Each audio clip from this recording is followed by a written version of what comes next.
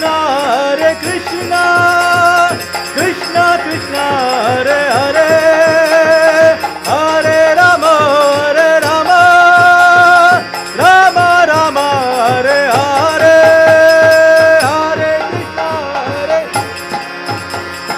Krishna Krishna, Hare Hare, Hare Rama, Hare Rama.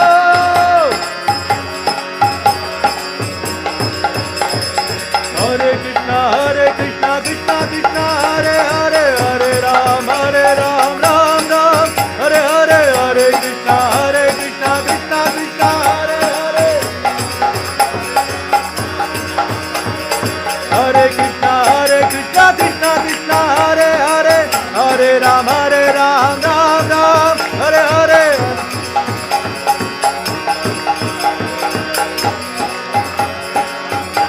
Hare Krishna,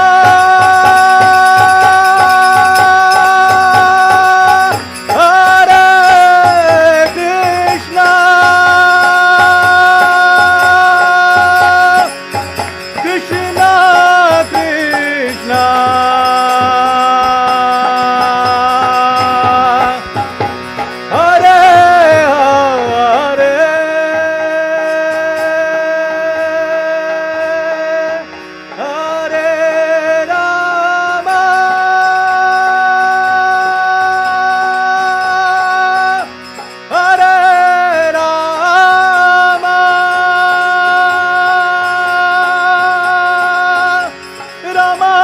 Rama, Rama Rama, Hare Hare, Hare Krishna, Hare Krishna, Krishna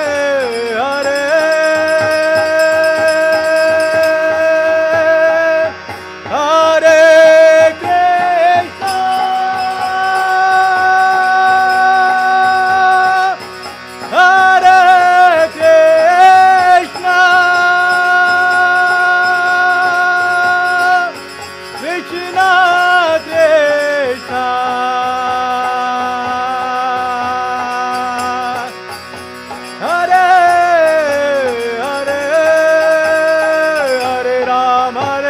Ram Ram, Hare Hare, Hare Krishna, Krishna Krishna, Hare Hare, Hare Ram, Ram Ram, Hare Hare, Hare Krishna, Krishna Krishna, Hare Hare, Hare Krishna, Krishna Krishna, Hare Hare, Hare Ram, Ram Ram, Hare Hare, Hare Krishna, Krishna Krishna,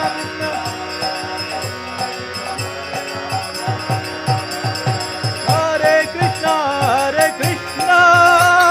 Krishna Krishna, Hare Hare, Hare Rama, Rama Rama, Hare Hare, Hare Krishna, Hare Hare, Hare Rama, Rama Rama,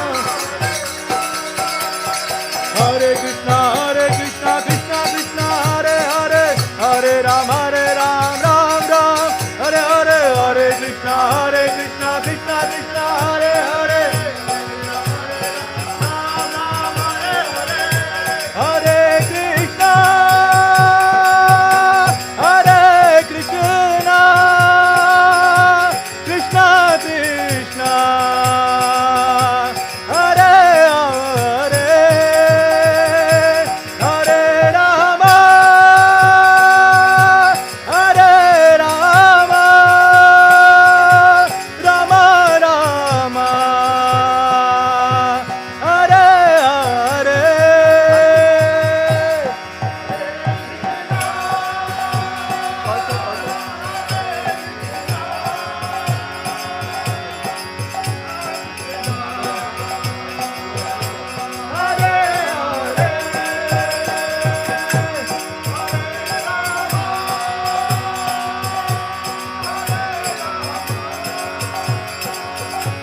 Rama Rama,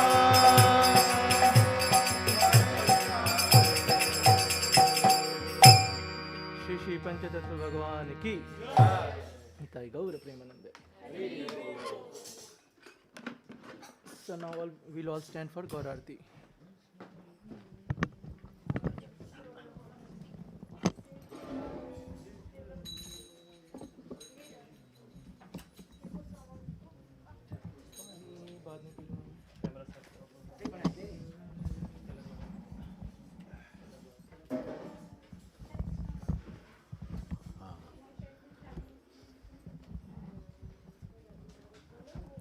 Hare Krishna.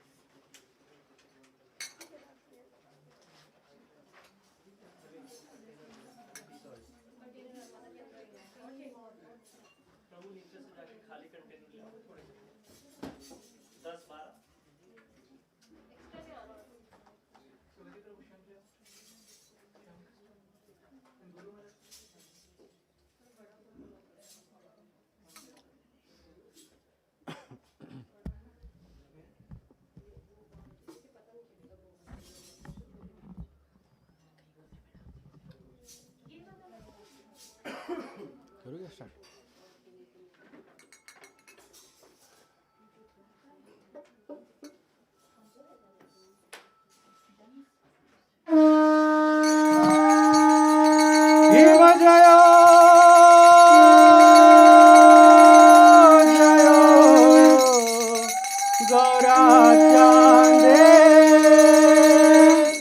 आरती का शोभा की बजायो जयो गौरा चांदे आरती का शोभा की बजायो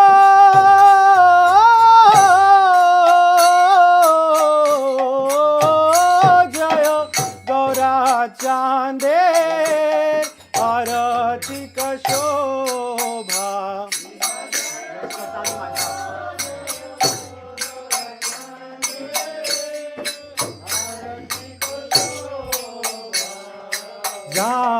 जान्हवी तटवने जग मन लोभा जान्हवी तटवने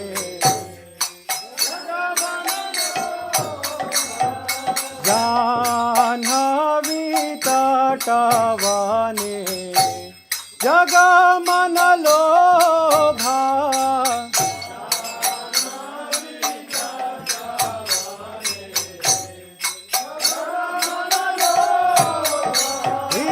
दक्षिणे निताई चान बामे गदाधर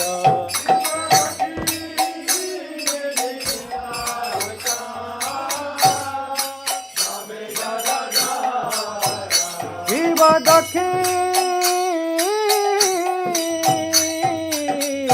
दक्षिणे निताई चान बामे गदाधर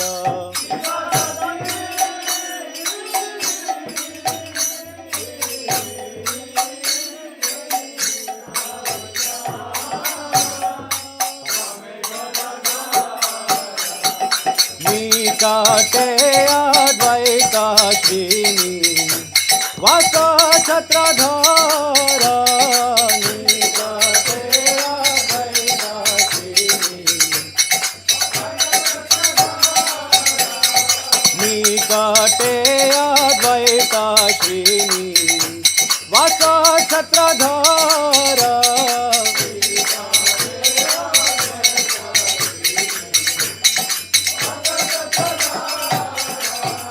बसियाছে गौरा चान रत्न सिंहासने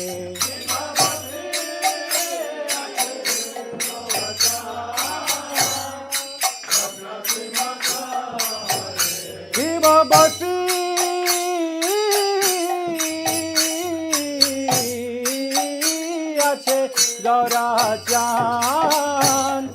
रत्न सिंहासने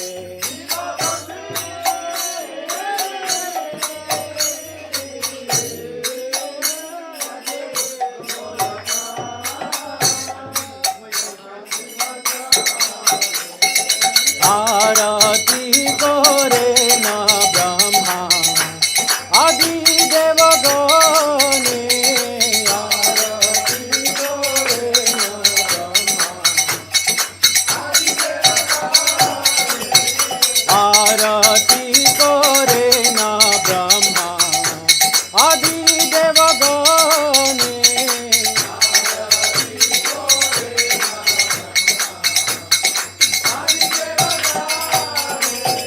नर हरि आदि कोरी चमर डुलाय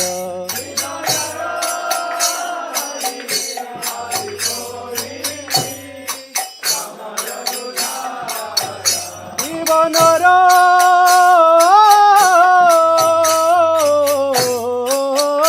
हरि आदि कोरी चमर डुलाय नर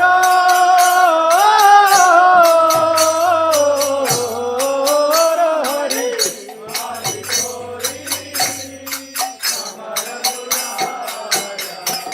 संजय मुकुंद बाजु घोषादि गाय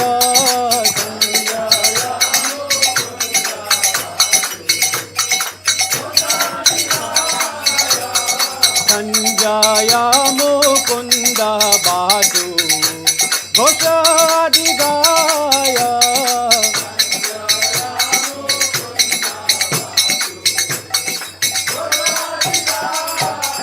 शिव शंख बाजे घंटा बाजे बाजे करताल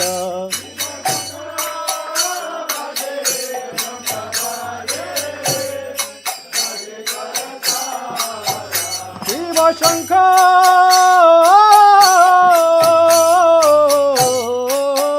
बाजे घंटा बाजे बाजे करताल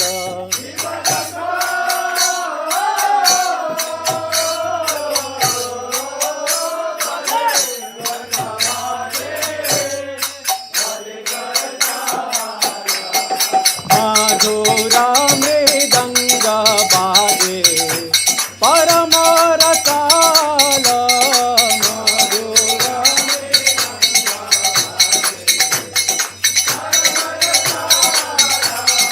माधुरा मृदंग बाजे परम रसाल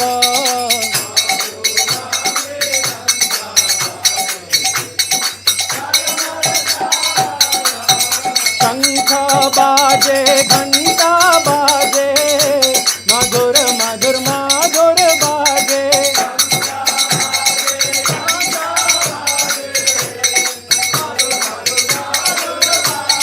शंख बाजे घंटा बाजे मधुर मधुर मधुर बाजे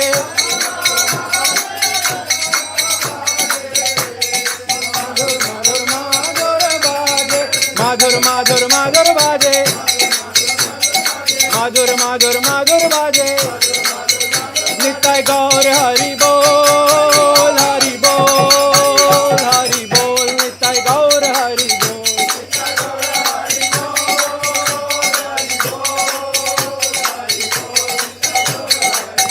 नित्य गौर हरि बोल नित्य गौर हरि बोल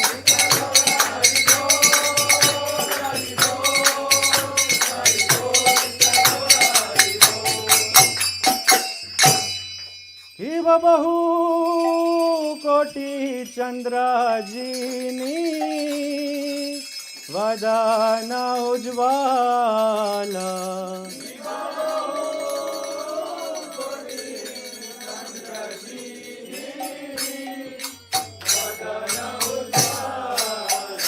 शिव बहु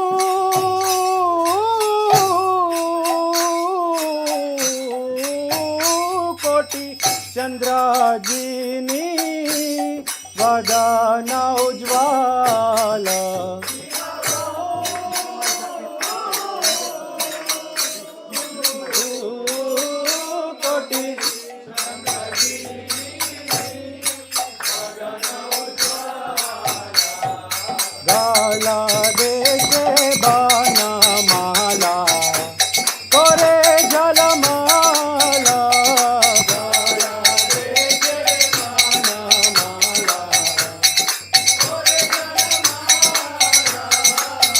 जल देखे बनमाला करे जलमाला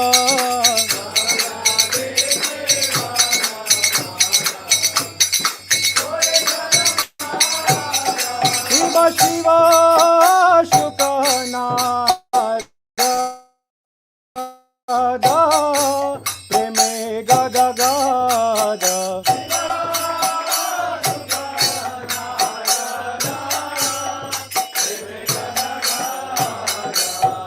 शिव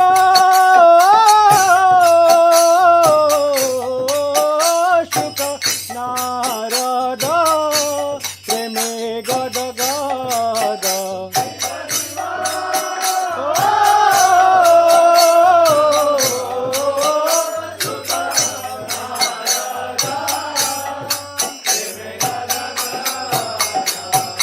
भक्ति विनोद देखे गौरार संपद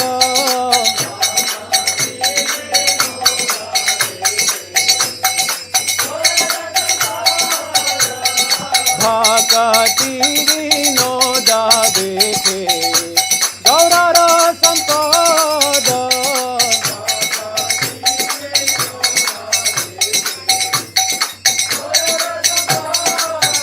शिव जय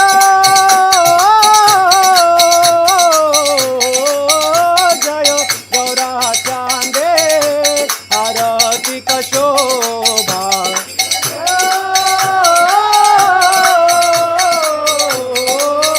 जय गौरा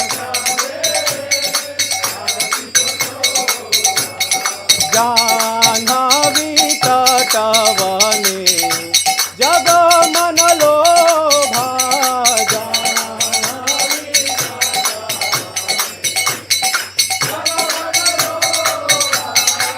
गौरांगेरा रतिक शोभा जग जन मन लोभा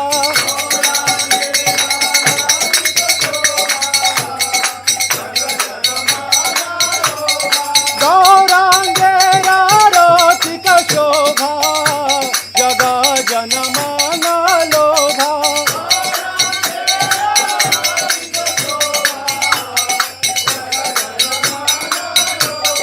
जग जन मन लोभा जग जन मन लोभा नित्य गौर हरि बोल हरि बोल हरि बोल नित्य गौर हरि बोल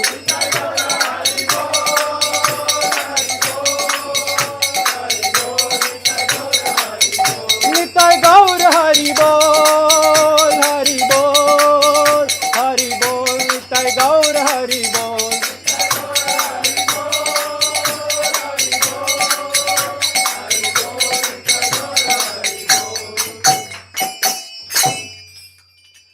नमो विष्णुपदाय कृष्ण पृष्ठाय भूतले श्रीमते भक्ति वेदांत स्वामी निति नामिने नमो विष्णुपदाय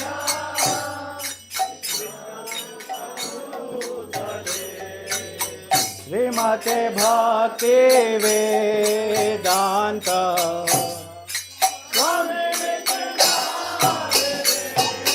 नमस्ते सरस्वती देवे गौरवाणी प्रचारिणे निर्विशेष शून्यवादी पाश्चात्य देश तारिणे नमस्ते सरस्वती देवे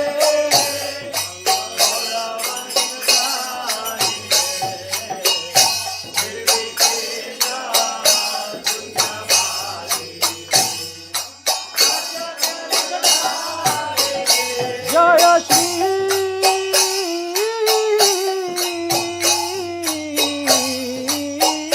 Krishna Chaitanya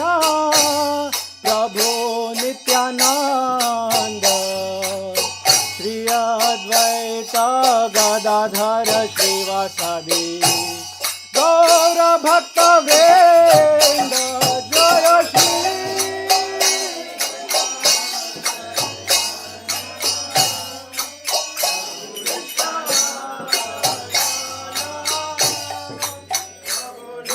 Nityananda Shri Advaita Gadadhara Srivasadi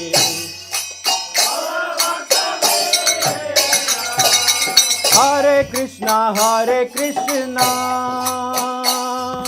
Krishna Krishna Hare Hare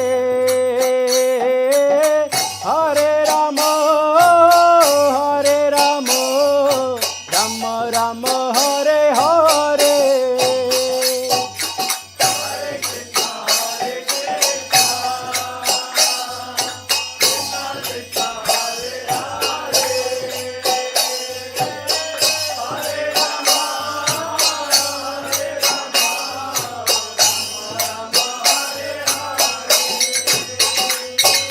Hare Krishna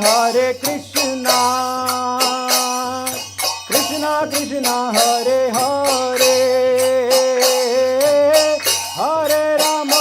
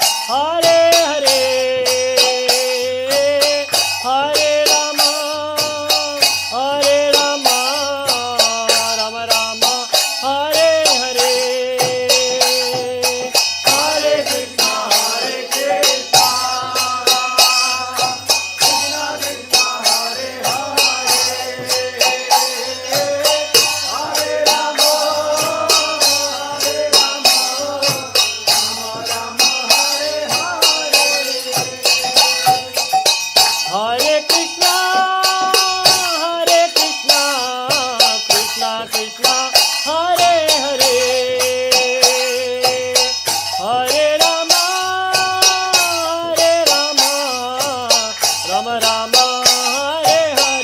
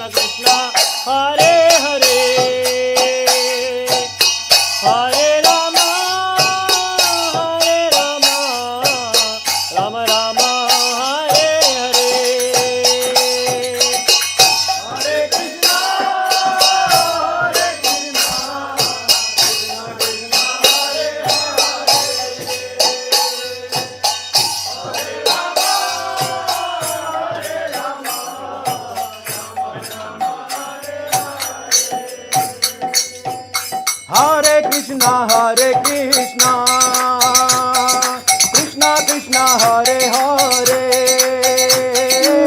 Hare Rama, Rama Rama Hare Hare, Hare Krishna, Hare Hare,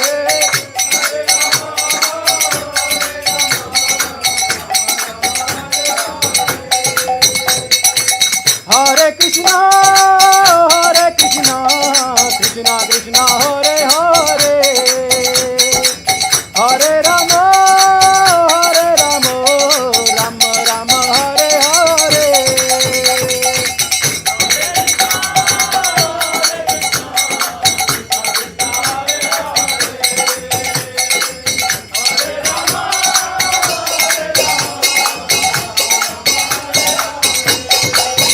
Hare Krishna, Krishna Krishna Hare Hare, Hare Rama, Rama Rama Hare Hare.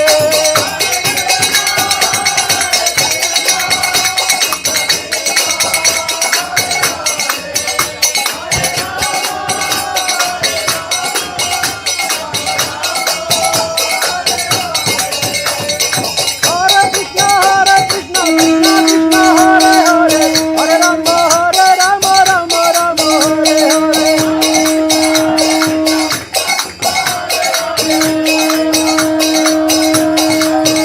Hare Krishna,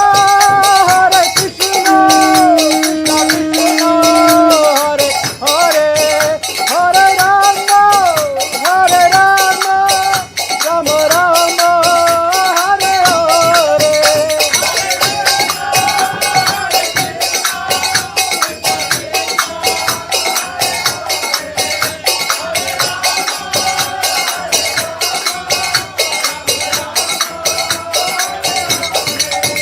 Hare Krishna, Krishna Krishna Hare Hare, Hare Rama, Rama Rama Hare Hare.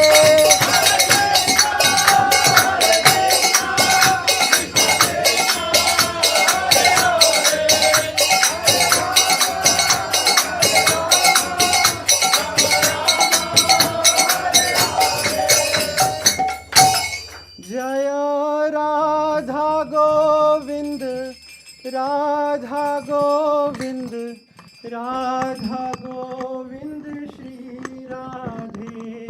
Jaya Radha Govind, Radha Govind, Radha Govind Shri Radhe.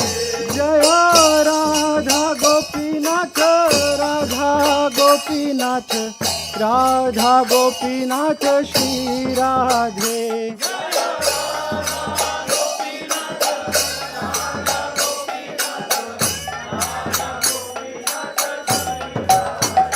Jaya Krishna Balaram, Jaya Krishna Balaram, Jaya Krishna Balaram, Jaya Krishna Balaram.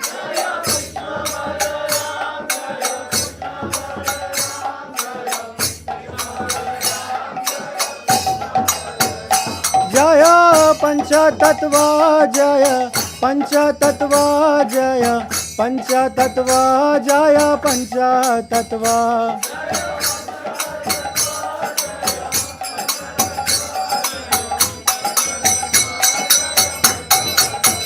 Jaya Jaya Prabhupāda, Prabhupāda, Prabhupāda, Jaya Jaya Prabhupāda.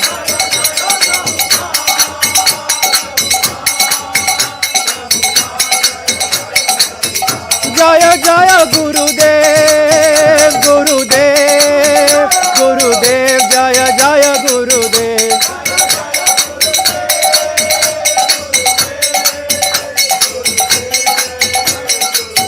Nitai Gaur Hari Bol, Hari Bol, Hari Bol, Nitai Gaur Hari Bol.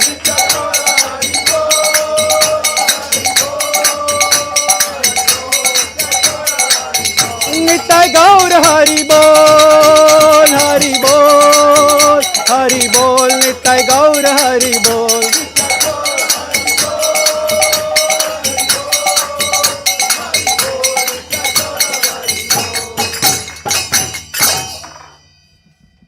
Jai Om Vaiṣṇavas Paramahamsa Parivrajacharya Stol Tadasata Shri Mada's Divine Grace A.C. Bhaktivedanta Swami Srila Prabhupāda ki.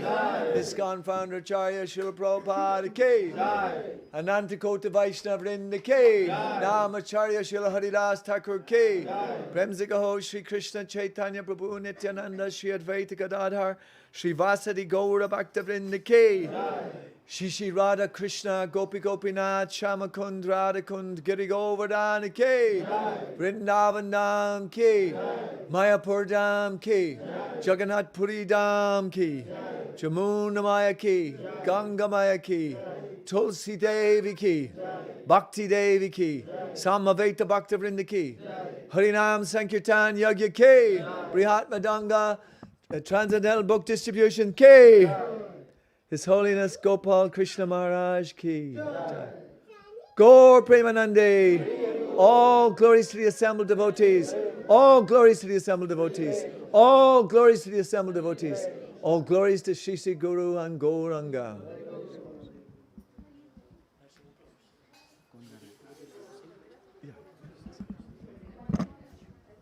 You need harmonium? It is there, but it's not. Harmonium खोल देना प्रभु. प्रभु ये वाला ये वाला.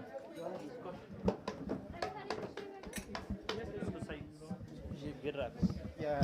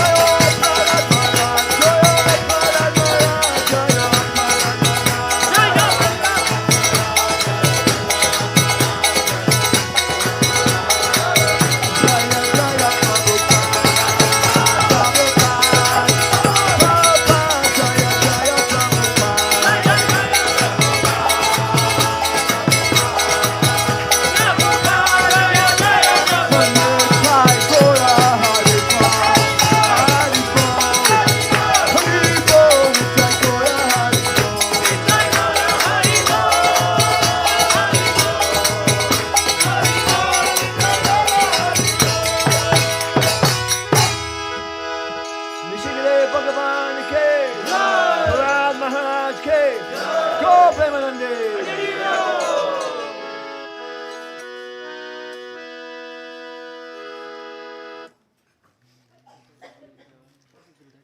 We can space there for doing offering. Or shall we keep chairs here?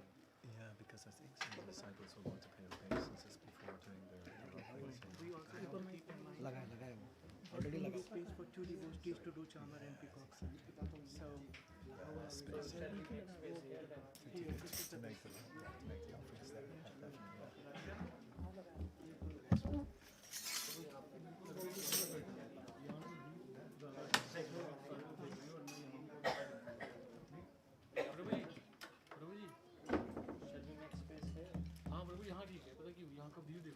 Space ज़्यादा है area wise सबको दिखेगा वहाँ से सिर्फ ज़्यादा उनको दिखता है जो सामने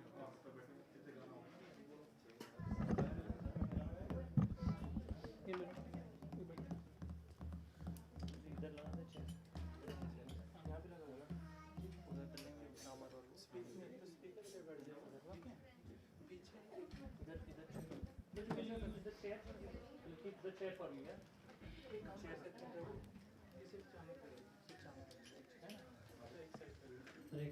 Hare Krishna, Hare Krishna, Hare Krishna, Krishna Krishna, Hare Hare, Hare Rama, Hare Rama, Rama Rama, Hare Hare.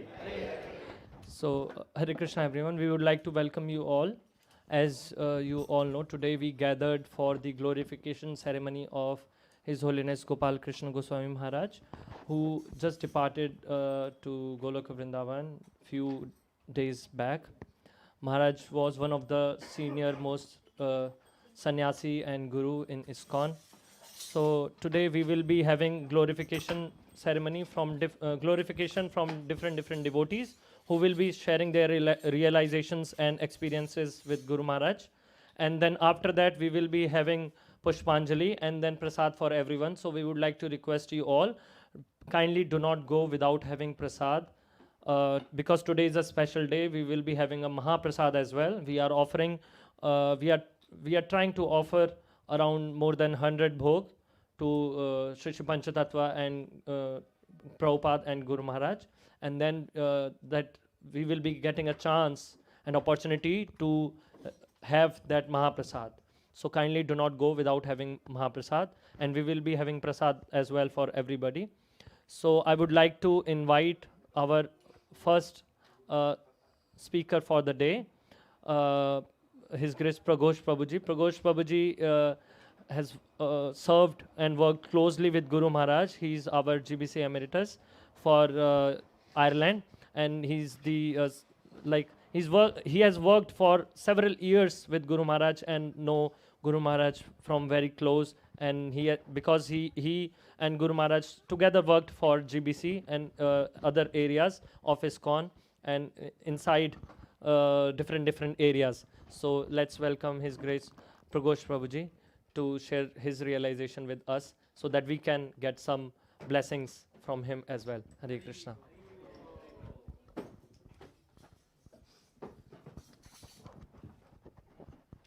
Let's give it a big Hari Bol for Prabhuji. Hari Bol!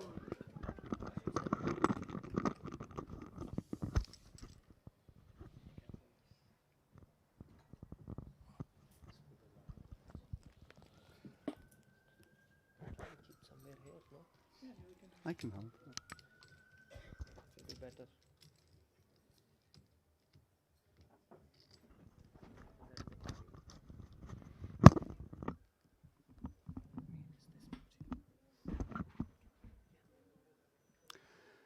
Nama Om Vishnu Padaya Krishna Prasnaya Bhutale Shrimate Bhaktivedanta Swami Niti Namane Namaste Sarasvati Deve Gauravani Pracharane Nivashesha Sunyavadi Pashtata Deshatarane Jai Shri Krishna Chaitanya Prabhu Nityananda Shri Advaita Gadadhar Shivasadi Gaura Bhaktivinoda Hare Krishna Krishna Krishna Hare Hare Hare Rama, Rama Rama, Hare Hare.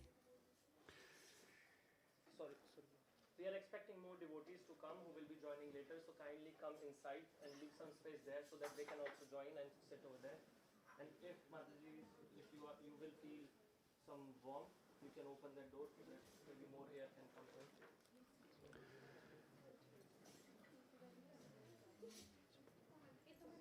His Holiness Gopal Krishna Goswami Maharaj Ki. Jai. Jai Maharaj. Thank you, Sugati Prabhu, for your nice introduction and for organizing this program, along with some of your other God brothers here in Dublin, which of course just displays the nature of the movement that Srila Prabhupada began in 1965 with the first letter of the name of ISKCON is international. So here we are in Ireland, some, I think, roughly 7,000 miles from India, where Gopal Krishna Maharaj was based, and we're having a lovely program in his honor. So thank you to yourself, Sugati, and all the devotees who've organized that. Wonderful. I think the first thing I should say is he reasons ill who thinks that Vaiṣṇavas die when thou art living still in sound. A Vaishnav dies to live, and living spreads the holy name around. So, as Srila Prabhupada often told us, once we take birth in this world, the one thing that is guaranteed is we have to die. From the material body, which is a very important point, because we don't actually die, we're eternal spirit souls. That's our true identity. You know, nowadays, there's a relatively new phrase that has come into the lexicon of modern society, and that phrase is identity politics. I don't know if you've heard it, related to people identifying with so many different things. You'll see marches on the streets of Dublin about issues in the Middle East, etc., etc. So this identity politics. But what they all miss, the thing that they all miss, is what their true identity is. And therefore they identify with so many things that they should not identify with.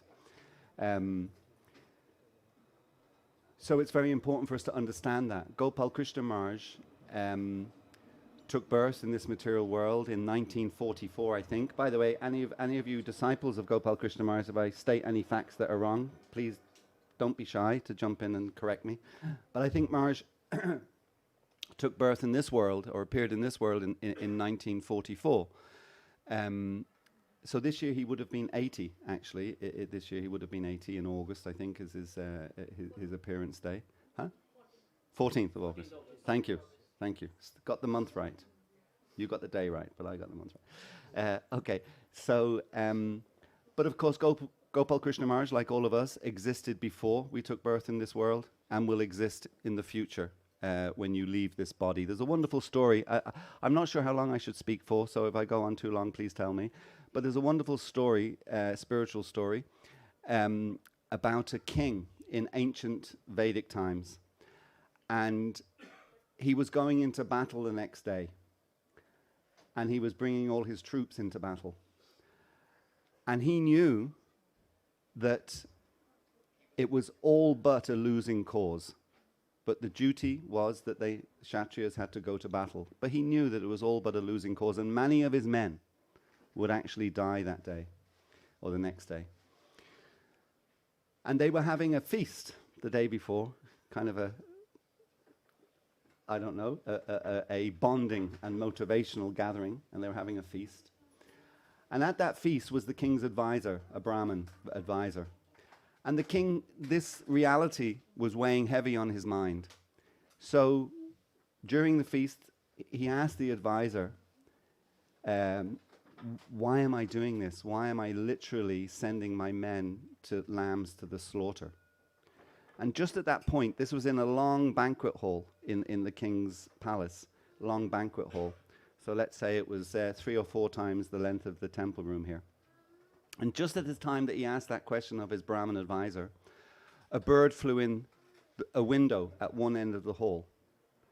And the bird flew right along, all the way along the table where all the hundreds of men on each side were sitting, eating this feast.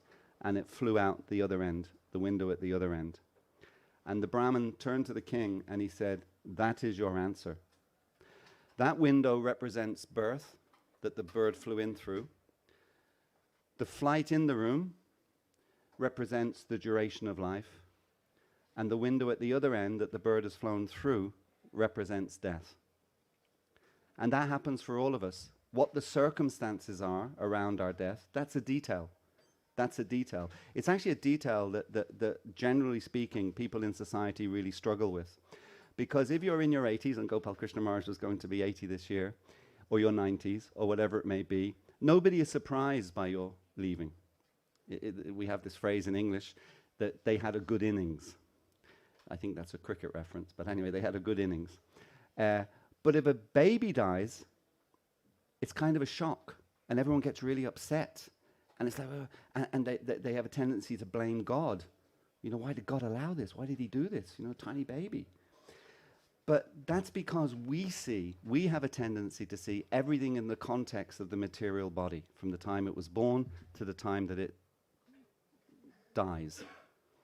And therefore, we think it's unfair if somebody doesn't have a good innings and they die as a baby, or whatever the case may be. But we're all eternal spiritual beings. It actually does not matter. It has no bearing on the reality. Our time in this world, whether it's 1 month, 1 year, 80 years, or 100 years, or whatever it might be, it practically does not exist, because it's just the flashing, it's just the blink of an eye. It practically does not exist in the context of eternity. We cannot understand. I remember as a young boy, 12, 13, something like that, I remember one night staying awake all night long. I didn't get 1 moment's sleep, because the thought entered my mind and I couldn't process it, but I wanted to try and figure it out. What does eternity mean? And actually, if you don't have knowledge about that, or full knowledge, it can be quite a scary thing, you know. But I was trying to process, what does it mean? But knowledge, eternity, if you read in the Oxford English Dictionary, it will tell you without beginning, without end. Without beginning. There was no beginning. There is no end. So a tiny little section of time in this material world, it has no impact on that, like that. So I just want to make that point, that Gopal Krishna Maharaj has not left us, particularly for his disciples and his close associates. He has not left us. He remains with us, just in a different sphere, in a different role, in a different situation. But he is ever present in that sense, just as Srila Prabhupada is ever present with us. And that actually leans into, or lends itself to, well, just before, that leans into one particular pastime, or one particular exchange that I had with Maharaj some years ago, which I will refer to. But just before I do that, I just want to make another point. That we know, we learn, we read in Krishna book, the first chapter of Krishna book, when Krishna's appearing, basically. We learn that Krishna didn't appear on his own. All the demigods came at the same time, and they took different roles in Krishna's Leela and Krishna's pastimes, like that. So Krishna didn't appear alone. So it's the same with Srila Prabhupada. He didn't appear alone. He appeared with all of you in that sense. You know, we didn't share time on the planet with Prabhupada, but we're here now in his movement. So Prabhupada appeared with all of us, all the devotees in the various ISKCON temples and projects all around the world. But particularly during his physical year, 11 years on this planet, his ISKCON years, if you like, Srila Prabhupada's ISKCON years, certain demigods appeared with Srila Prabhupada. And one of those prominent demigods, if you like, that appeared with Prabhupada was Gopal Krishna Maharaj. He became a really close associate of Srila Prabhupada. And not just a close associate, but an associate that Srila Prabhupada could completely rely on to do what he wanted him to do, and also achieve so much. I mean, Gopal Krishna Maharaj achieved so much throughout his time in ISKCON. So, the story I wanted to mention in relation to the Gopal Krishna Maharaj, or one of the stories I wanted to mention, I asked him that one time. I said to him, Maharaj, you know, it just seems that every second... Well, one thing about him was the amount of stuff that he was doing. You know, most people in the world, in the material world, they have a job, they have a family, and they have a hobby. Like a lot of people say in Dublin, for instance, you know, they'll have a job, they'll have a family, and the men in particular, their hobby might be they play golf at the weekend. They go and play a game of golf, you know. Their job is 9 to 5, not always, but let's just use that as an example, 9 to 5. So what's that? 9 to 5, 8 hours a day, 5 days a week, 40 hours a 40 hours a week. They work for 40 hours a week. How many hours in a week? So if we 24 hours, 24 by 7. Who's the mathematician? 168. So, huh? Yes, confirmed. 168. So you take 40 hours away from that, there's still 128 hours left in the week. So the actual working week is a small fraction of the time that you have each week. So they have the job, they have a family, spend some time with the family, and they go have a hobby, whatever that hobby may be. So what struck me about Gopal Krishna Maharaj, observing him for a number of years, was that 24 hours a day, like literally 24 hours a day. Obviously, he would sleep, but devotees and sleep. It's an interesting relationship, between sleeping. You get some devotees who sleep way too much, but most devotees sleep way too little, like that. And Gopal Krishna Maharaj would have been one of those devotees that didn't sleep that much. So, aside from those few hours, 4 or 5 hours or whatever at night that he would sleep, the rest would be completely absorbed in his service. And I remember asking him one time, I said, Maharaj, I was asking, by the way, so that he could, so that I could, try to learn and try to understand and imbibe that from him. I was saying, Maharaj, how is it that you just seem to be completely engaged and absorbed in Krishna consciousness, activity, preaching, whatever it might be, all the time?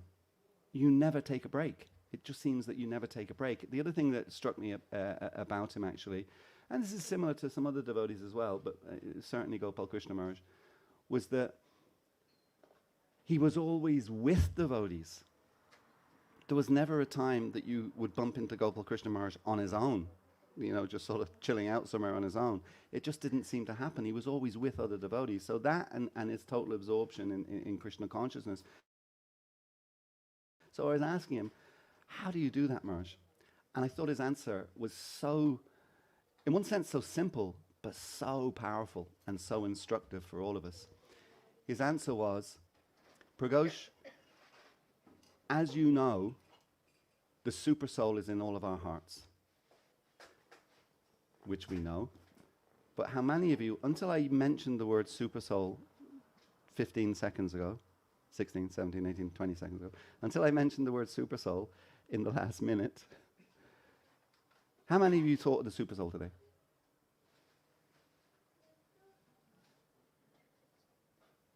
Well, I wasn't expecting nobody to put the hand on. I mean, what sort of temple are you running, man? Nobody thought of the super soul today. But anyway, we tend to forget that the super soul is in our heart. We should try not to forget that, by the way, because the more that we remember the super soul is in our heart, the more we will be discouraged from doing anything that isn't 100% Krishna conscious. Because if we're constantly understanding that Krishna is sitting in our heart, he's witnessing everything, and therefore we'll be more aware of that. So Gopal Krishna Maharaj said to me, Pragosh, as you know, the super soul is in the heart of all of us. But sometimes we struggle to realize that or to always focus on that, and we tend to forget that, just like you've all proven Gopal Krishna Maharaj's point, because when I said, how many of you thought the super soul, nobody put their hand up. Okay, so he said, we sometimes forget to remember that. So what I do to help me always focus on being engaged in service and to be as Krishna conscious as I possibly can be, what I tend to do is I transplant the super soul with Srila Prabhupāda. Because I had so much association with Prabhupada, I know him, I talk to him, I had such a relationship with him that it's much more tangible. His presence to me is much more tangible than the super soul's presence. So I've tried to transplant, if you like, not transplant to remove the super soul, but just to put Prabhupada there as a mechanism for helping me to always remember who I am, what I'm supposed to be doing, all of that kind of thing. And I just find that really helps me then in being engaged in Krishna service 24/7 like that, because I just think Prabhupada's with me all the time. And if Prabhupada's with me, he said when Prabhupada was here, And you can ask any of his disciples when Prabhupada was here, and any of those had association with him. When you were with Prabhupada, you were Krishna conscious, because Prabhupada had no interest in talking about anything other than Krishna, Krishna's pastimes, how to spread the Hare Krishna movement, etc., everything related to Krishna. Prabhupada had no other thoughts. It wasn't that Prabhupada would sit down one day with you and say, I mean, I see, obviously I know that Gopal Krishna Maharaj has some disciples here, and I also see that there's a lot of devotees in the room from an Indian background, so I'm going to use this as an example. It's not as though Prabhupada would sit down, you know, or some part of the day he would just have a few friends in the room and they'd start chilling out and talking about, you know, Sachin Tendulkar or the Indian cricket team. That just never happened. That just never, ever happened. Ever. All that Prabhupada did, and all of the connection that he had, was Krishna and Krishna consciousness. And therefore, Gopal Krishna Maharaj said, when you were with Prabhupada, that is all that you did. Therefore, now that Prabhupada has physically left us, I try to always, wherever I am, I always try to consider that Srila Prabhupada is right beside me. And that just really helps me. So I just found that to be an incredibly, as I say, simple but powerful message, and also one for me to be able to focus on, to try to help me follow in the footsteps, if you like, of Gopal Krishna Maharaj. Another thing I want to say about Maharaj, by the way, I wrote an offering for Maharaj. I think somebody put it on the Dublin thing, and I mentioned at the end of it, you know, and I even looking at him now, you know, I just saw, I used the phrase that he had this incredibly attractive, boyish smile, kind of cheeky boy smile, you know, like, and he would look at me. He had a glint in his eye sometimes, and I'm trying to remember different examples when I would ask him something, and he would know that oh, you're being cheeky, Prakosh, asking me that, you know, whatever like that, and he'd look at me with this kind of smile, and he said, oh, maybe I'll tell you tomorrow, you know, whatever. Anyway, I just always remember very, very personable, very frank. That was another thing about him, by the way. And actually, before I tell that other story, let me tell you another one, because that was always something about him. Even though he was a very prominent devotee, prominent disciple of Prabhupada, had done huge amounts of service. I mean, his role in the BBT, for instance, the publication and distribution of Srila Prabhupada's books, is just off the charts, you know. For decades and decades and decades, you know, his pushing of the publication and distribution of Srila Prabhupada's books meant that literally hundreds of millions of Srila Prabhupada's books have been distributed, essentially as a result of Gopal Krishna Maharaj. So even though he was such a prominent disciple, he had achieved so much, and it wasn't just that. I mean, in Delhi alone, where he was based, I think he opened more than 14, 15 temples in Delhi. 18 temples just in Delhi. You know, we have our temple here in Dublin, which took us, by the way, just for the devotees who haven't been here for all through the decades. I mean, the only one I can really think of in the room would be Manu Prabhu over there. You know, we've been preaching in this city. Actually, devotees first came to this city in the 70s, in 72. There's this wonderful video, 72, 73, wonderful video of some devotees here doing Harinam, and then being interviewed by the RTE, and they're being asked different questions, you know, and whatever. Actually, it's very interesting. It's on the Dublin website, or it's somewhere on the Dublin social media, whatever. So devotees have been preaching here in Dublin since 73. So how many years is that? Who's got the mental arithmetic? That must be 50, right? 51 years, right? Isn't that 51 years? Yeah. So for 51 years, devotees have been preaching in this city. This is the first temple that we have owned in Dublin. And we bought this 2016, I think we bought this, right? So 2016, from 73, 80, anyway, whatever that is, 40 odd years, whatever it is, 43 years, thank you. So 43 years, we were preaching here in Dublin, Harinam, book distribution, you know, Sunday feasts, etc., for 43 years before we collectively were able to get one temple established. Now, I should add that it is a little more difficult to get temples established in the Western world than it is in India, for obvious reasons. But still, it just gives you 18 temples in Delhi alone, you know. And yet 43 years for us to get this one temple together in Dublin. So very prominent devotee like that, very successful, did so much, achieved so much for Srila Prabhupada. But I remember my wife saying to me years ago, this was when we had the restaurant over in Angel Street in Govinda's, the restaurant we had. And we had a restaurant there. And one day, Gopal Krishna Maharaj rang that way. He was looking for me about something, I can't remember what it was. and he rang that number, landline phone. And I can just imagine, I think he rang during lunchtime, you know, so the place is really busy, you know, and the staff are all stressed out and all this kind of thing, you know. And it's also difficult, you know, it's a long distance call from India, you know, you're in a crowded room, you're on a landline, she could barely hear him, and she's shouting down the phone, yeah, who is it? You know, and anyway, she then established who it was and what you know, he's looking for me, etc., and all of that.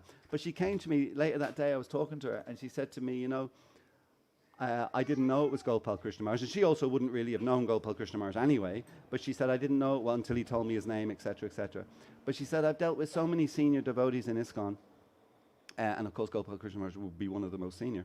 I've dealt with so many and taught him, but I must say, you know, he was so soft, kind, you know, like I was kind of shouting at him to tell him, who are you watching? You know, because I was under pressure with the restaurant and the queue and all that kind of thing. But he was just so kind and sweet and friendly and whatever, you know, because sometimes people, if they're very prominent and very kind of, they've, you know, got a big position and they've achieved an awful lot, you know, they kind of think, well, who the hell are you? You know, do you know who you're talking to? But she said he was just so sweet and kind and just like, you know, quote unquote, a normal person, you know.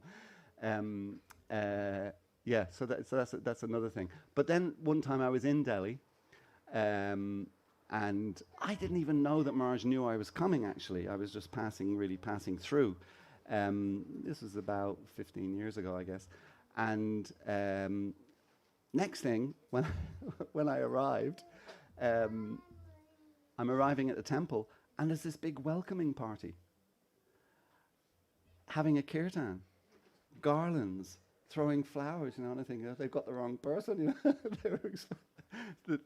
Whoever told them, whoever they thought was coming, whoever told them who was coming, they obviously didn't give them a picture, because it's definitely couldn't be me that they're doing all this for. But it was, and it was on Gopal Krishna Maharaj's instruction, and I was really embarrassed and all of that kind of thing, you know. And then when I was talking to Maharaj later, I was explaining this to him, and he said no. He said, because he knew I was from Ireland, etc. Because oftentimes in ISKCON and in general, and maybe India certainly, Ireland and the UK are kind of synonymous, you know. It's kind of like the one kind of area, you know. So he said to me, he says, no, Prakash, you know, you're the GBC member for this wonderful place called the UK, and therefore when I heard that you were coming, the first thought that crossed my mind was, we need to give you a welcome and treat you when you're here better than the Queen of England would be treated, you know. So he didn't have to do that, you know. That would have been absolute. I wasn't expecting anything whatsoever. So it was totally, in that sense, totally unnecessary. But yet he went out of his way to make sure that arrangement was put in place like that, to make you feel welcome and all of that kind of thing, you know. So yeah, he had.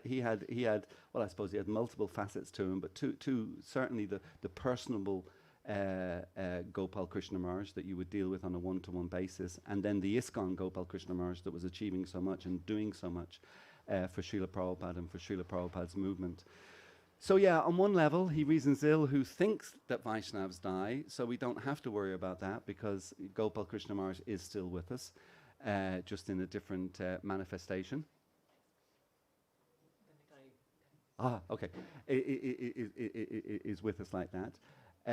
But obviously at the same time, you know, from a physical, from a vapu point of view or a physical point of view, you know, we will miss him and miss him dearly.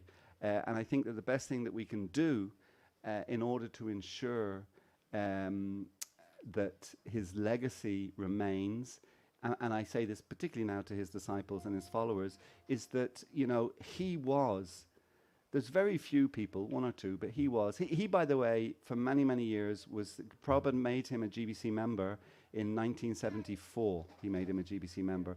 And from the time that I joined the GBC body, which was over 22 years ago, so it was quite a long time ago, from the very day that I joined, he was the senior most GBC member and has remained for those whole 22 years of my time on the GBC as the senior most GBC member. Now that mantle has passed to Jayapataka Maharaj. But anyway, what I was going to say was, there is nobody in this movement that you could consider more of a Prabhupada man and more of an ISKCON man than Gopal Krishna Maharaj.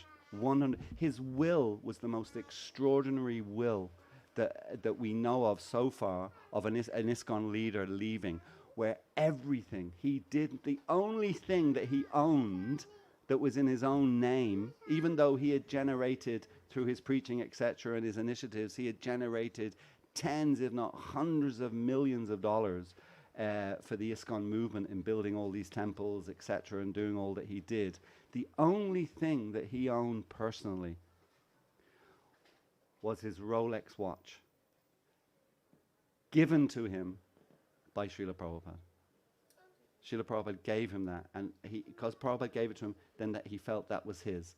That's the only thing he owned. He had nothing else in his name, no bank accounts, nothing, absolutely zero. Everything was left to ISKCON. Yes, sorry, his deity, but nobody can own Krishna. You know. So yeah, the only thing he really owned was that one, and that was a gift from Prabhupada. So what a wonderful example. Everything for him was ISKCON. He didn't make a distinction between Srila Prabhupada and ISKCON. Srila Prabhupada was ISKCON, ISKCON was Srila Prabhupada. And that is a wonderful example for us all to follow. You know, that without Srila Prabhupada and without this movement ISKCON, we would be nowhere, we would have nothing. You know, so therefore everything that comes our way, we should see that as the mercy of Krishna, the mercy of Prabhupada, and follow Gopal Krishna Maharaj's example. And I think if everybody in ISKCON did that, ISKCON, then Gopal Krishna Maharaj's legacy would just be a wonderful, wonderful legacy, and ISKCON would continue to flourish and thrive much, much more even than it's already doing. I have been given the nod that I've been speaking too much, as is my tendency. No. That's my weakness. You know, it can never shut me up. But you know, I did spend a lot of time with Gopal Krishna Maharaj, particularly in India. Another thing, just to mention as well about Gopal Krishna Maharaj, kind of interesting. He came from a business background. He did a master's degree in business administration, etc. So, you know, perfect. Prabhupada saw that and engaged him in that way, and that's why he was so successful with the BBT and so successful running his own, you know, and opening all those temples. But the last thing I just wanted to say about him was, the other thing was that he was fluent in at least 3 languages. Well, probably more than 3, because he probably knew other languages within India. But in terms of Western languages, he was fluent in English, but also French. He could speak fluent French, you know, which is also just another nice kind of thing about him. Oh, Russian. He learned Russian later on, because he took on big responsibility also in Russia. They're going to miss him a lot, actually, in Russia, yeah. So, yeah, what a wonderful, wonderful devotee. He's gone, but he's still with us. You know, Achinta Beta Beta Tattva, that's our philosophy. He's gone, but he is still with us. But we would just like to glorify him today and appreciate all that he has done for Srila Prabhupada and for Srila Prabhupada's movement. And all I can say is I'll miss you dearly, Maharaj, but at the same time, I will always keep you in my heart. His Holiness Gopal Krishna Maharaj Ki! His Holiness Gopal Krishna Maharaj Ki! His Holiness Gopal Krishna Maharaj Ki! Hare Krishna.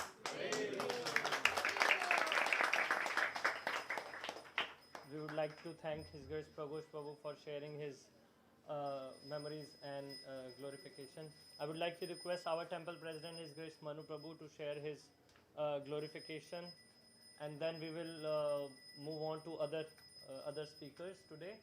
So it's not the end; it's just a beginning. We will be having more. Just one thing which I want to share is, maybe somebody can think why we are listening all this, why people are glorifying and discussing the other person who is not here. We are discussing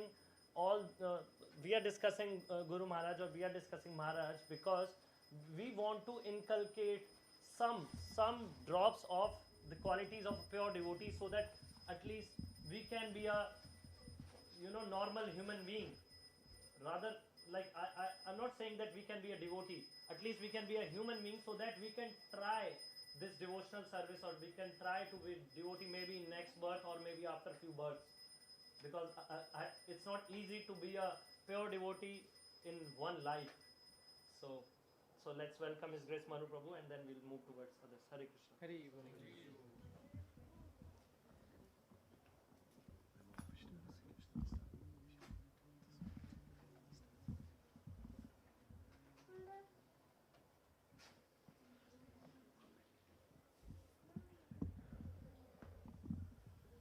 Hare Hare Krishna. Jai. Yeah, I kind of feel myself more here as a representative of ISKCON, and it's very much the ISKCON that Gopal Krishna Maharaj helped create. The first time I saw him was in 1988, where there was a group of Irish devotees. We went over to Mayapur, and I remember going along the road, and he stopped us, and he joked a little bit with us actually, and I was like, wow, that's quite interesting. And I have to say I have very little association with him in that way, but in the same time, I read so much about him in the Lilamrita, which I've read many times, and it's something. His closeness to Prabhupada is unbelievable, and I've also read a lot of Srila Prabhupada's letters, and so many of his letters are to Gopal Krishna Maharaj as well, and it actually. The next time that I did see him was when I went to Vrindavan in 1996, and it was Srila Prabhupada's centenary, and Maharaj was there, and we had arrived. I think it was about maybe 18 or 20 devotees came, and again Maharaj came over and was very, very encouraged. He was actually so happy to see us. We just kind of like a group that came in out of the blue in the middle of a very packed, Krishna Balarama Mandir. And Maharaj, visibly came over, welcomed us, and was very, very happy just to see us participating. It was so, it was like a big welcome, and we didn't really know him that well, so we could see, wow, he's very, very personable, and of course. Especially towards when Srila Prabhupada was here towards the end, 1976, 1977, was when all the book distribution was going very strongly in India. And there's so many pastimes there with Prabhupada and Gopal Krishna Maharaj. You could see that they had a very, very intimate relationship. To such an extent that Prabhupada, there's sometimes in his conversations and in his when there's conversations that are recorded, Prabhupada said one time when Gopal Krishna Maharaj had just came and he just left, and he kind of chuckled, and he said he knows that now the only time that he comes to me and when I'm there is when he has a book already published, So it was like, some people might think, oh, what's that?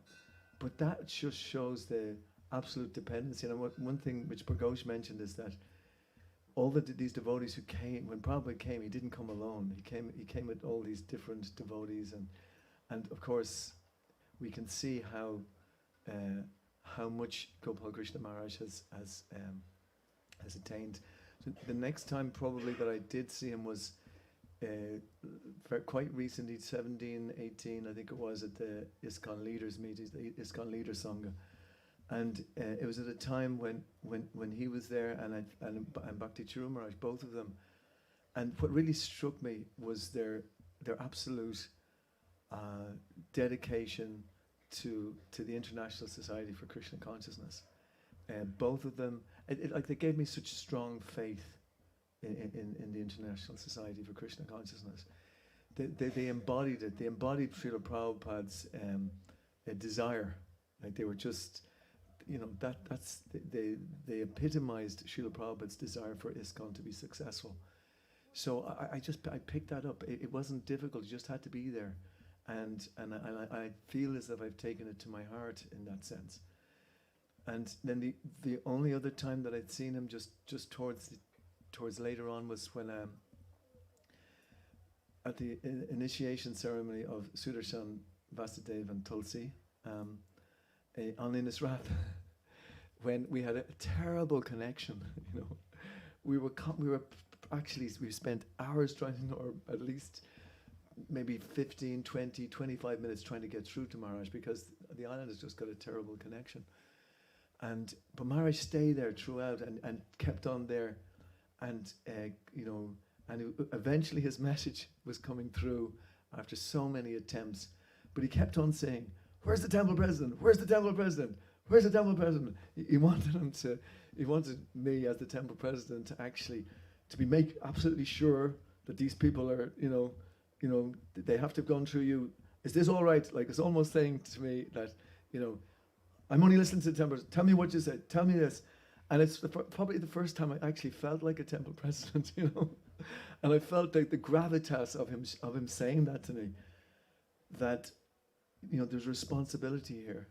And it's just in these very, very short, interactions in my life.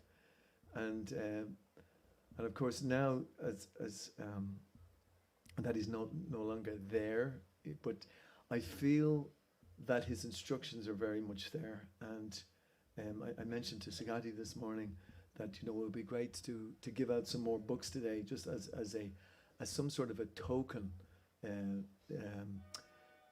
offering in that sense. So I did what I don't normally do. I picked up some books and I started approaching people, which I find is quite difficult.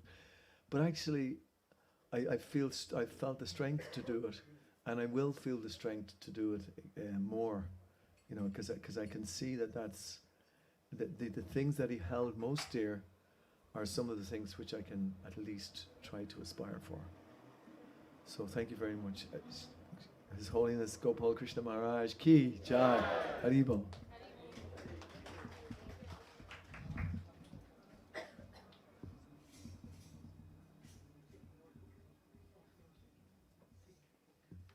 So next is His Grace Sugati Achyut Prabhu, the disciple of His Holiness Gopal Krishna Goswami.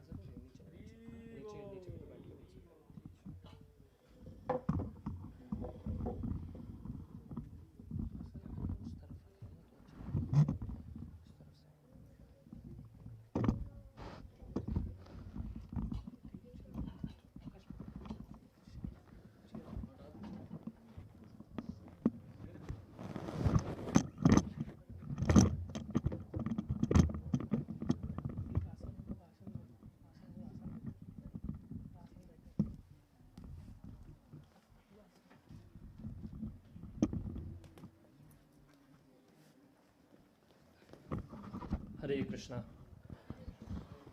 So I would like to thank His Grace Manu Prabhu as well to share his memory with Guru Maharaj. So Om Agyantimirandasya Gyananjana Shalakaya Chakshurumiritamena Tasmai Shri Gurave Namaha. Jai Namo Vaiṣṇavadaya Krishna Prabhupāda Srimate Gopal Krishna Goswami Namne.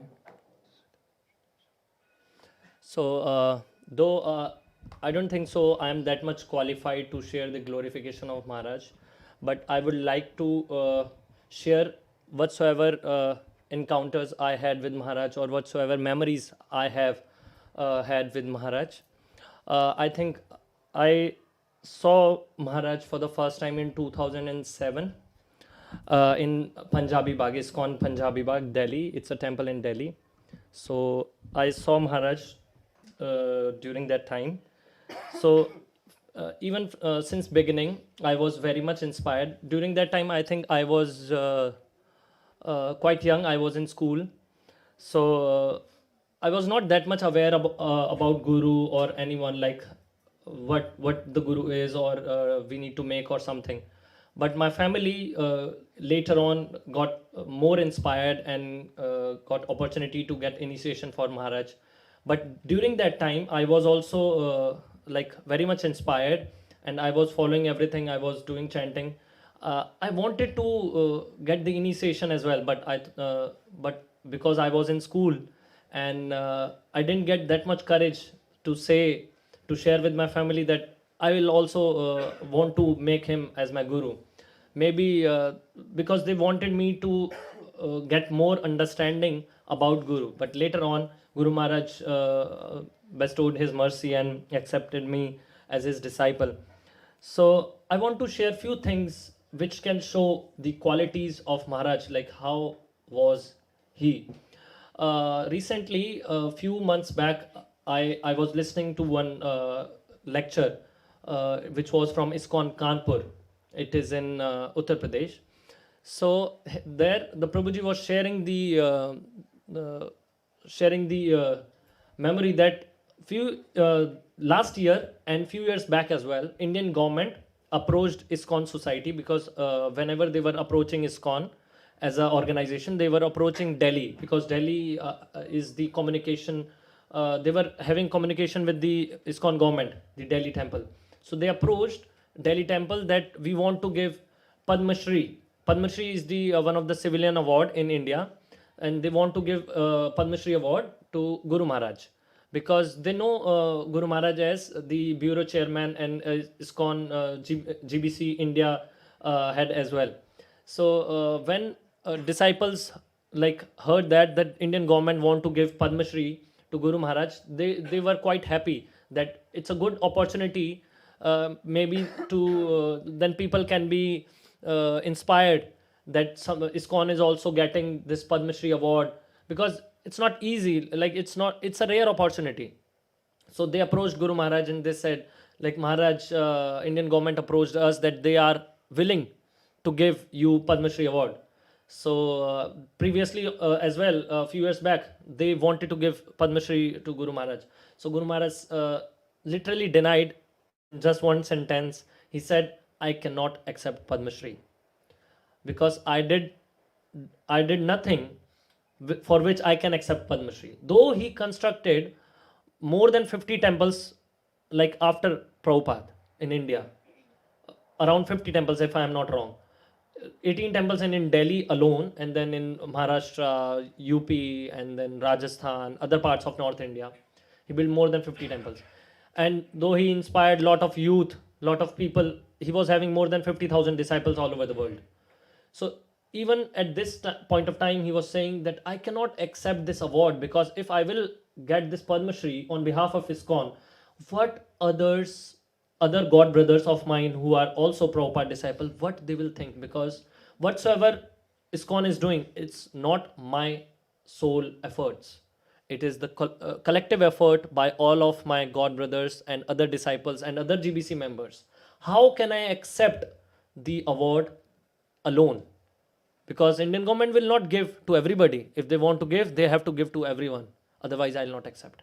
So obviously, government can't give to everybody. So he just denied the award which was given by, because that is showing that the real devotee never get attracted towards the award or the name or the fame. They just want to serve. They just want to follow their spiritual masters. We can see Srila Prabhupada, Guru Maharaj was the first Indian disciple of Srila Prabhupada, and if I'm not wrong. So Srila Prabhupada instructed Guru Maharaj that you have to go back to India and made him the GBC, and you have to build like 12 or 15 temples around Delhi, and you have to look after the book distribution and everything. The same way Srila Prabhupada took the instructions of his Guru Maharaj and followed throughout the lives, the same way we can see even till last day when Guru Maharaj was okay, what he was doing, he left his body in Dehradun. And why he went to Dehradun? For the ground-breaking ceremony of new temple. So till last day, he was Shri Panchatattva ki, Srila Prabhupada ki, Srila Gurudev ki. So till last day, he was engaged in that instruction which Srila Prabhupada gave him to construct the temples. So he was that much dedication. I want to share one more incident with me, which happened with me actually this year when I visited India just 2 months back in March. So we visited Mayapur on 11th March. We were in Mayapur and we met Guru Maharaj in his room. I was there with my mother and Swarupa Mataji and Sudarshan Prabhu and few other devotees as well with us. So when I told Maharaj that Maharaj, we live in Ireland and we came from there, devotees are from there and she's my mother and other. I was just introducing Maharaj. And Maharaj just said, oh yeah, I remember.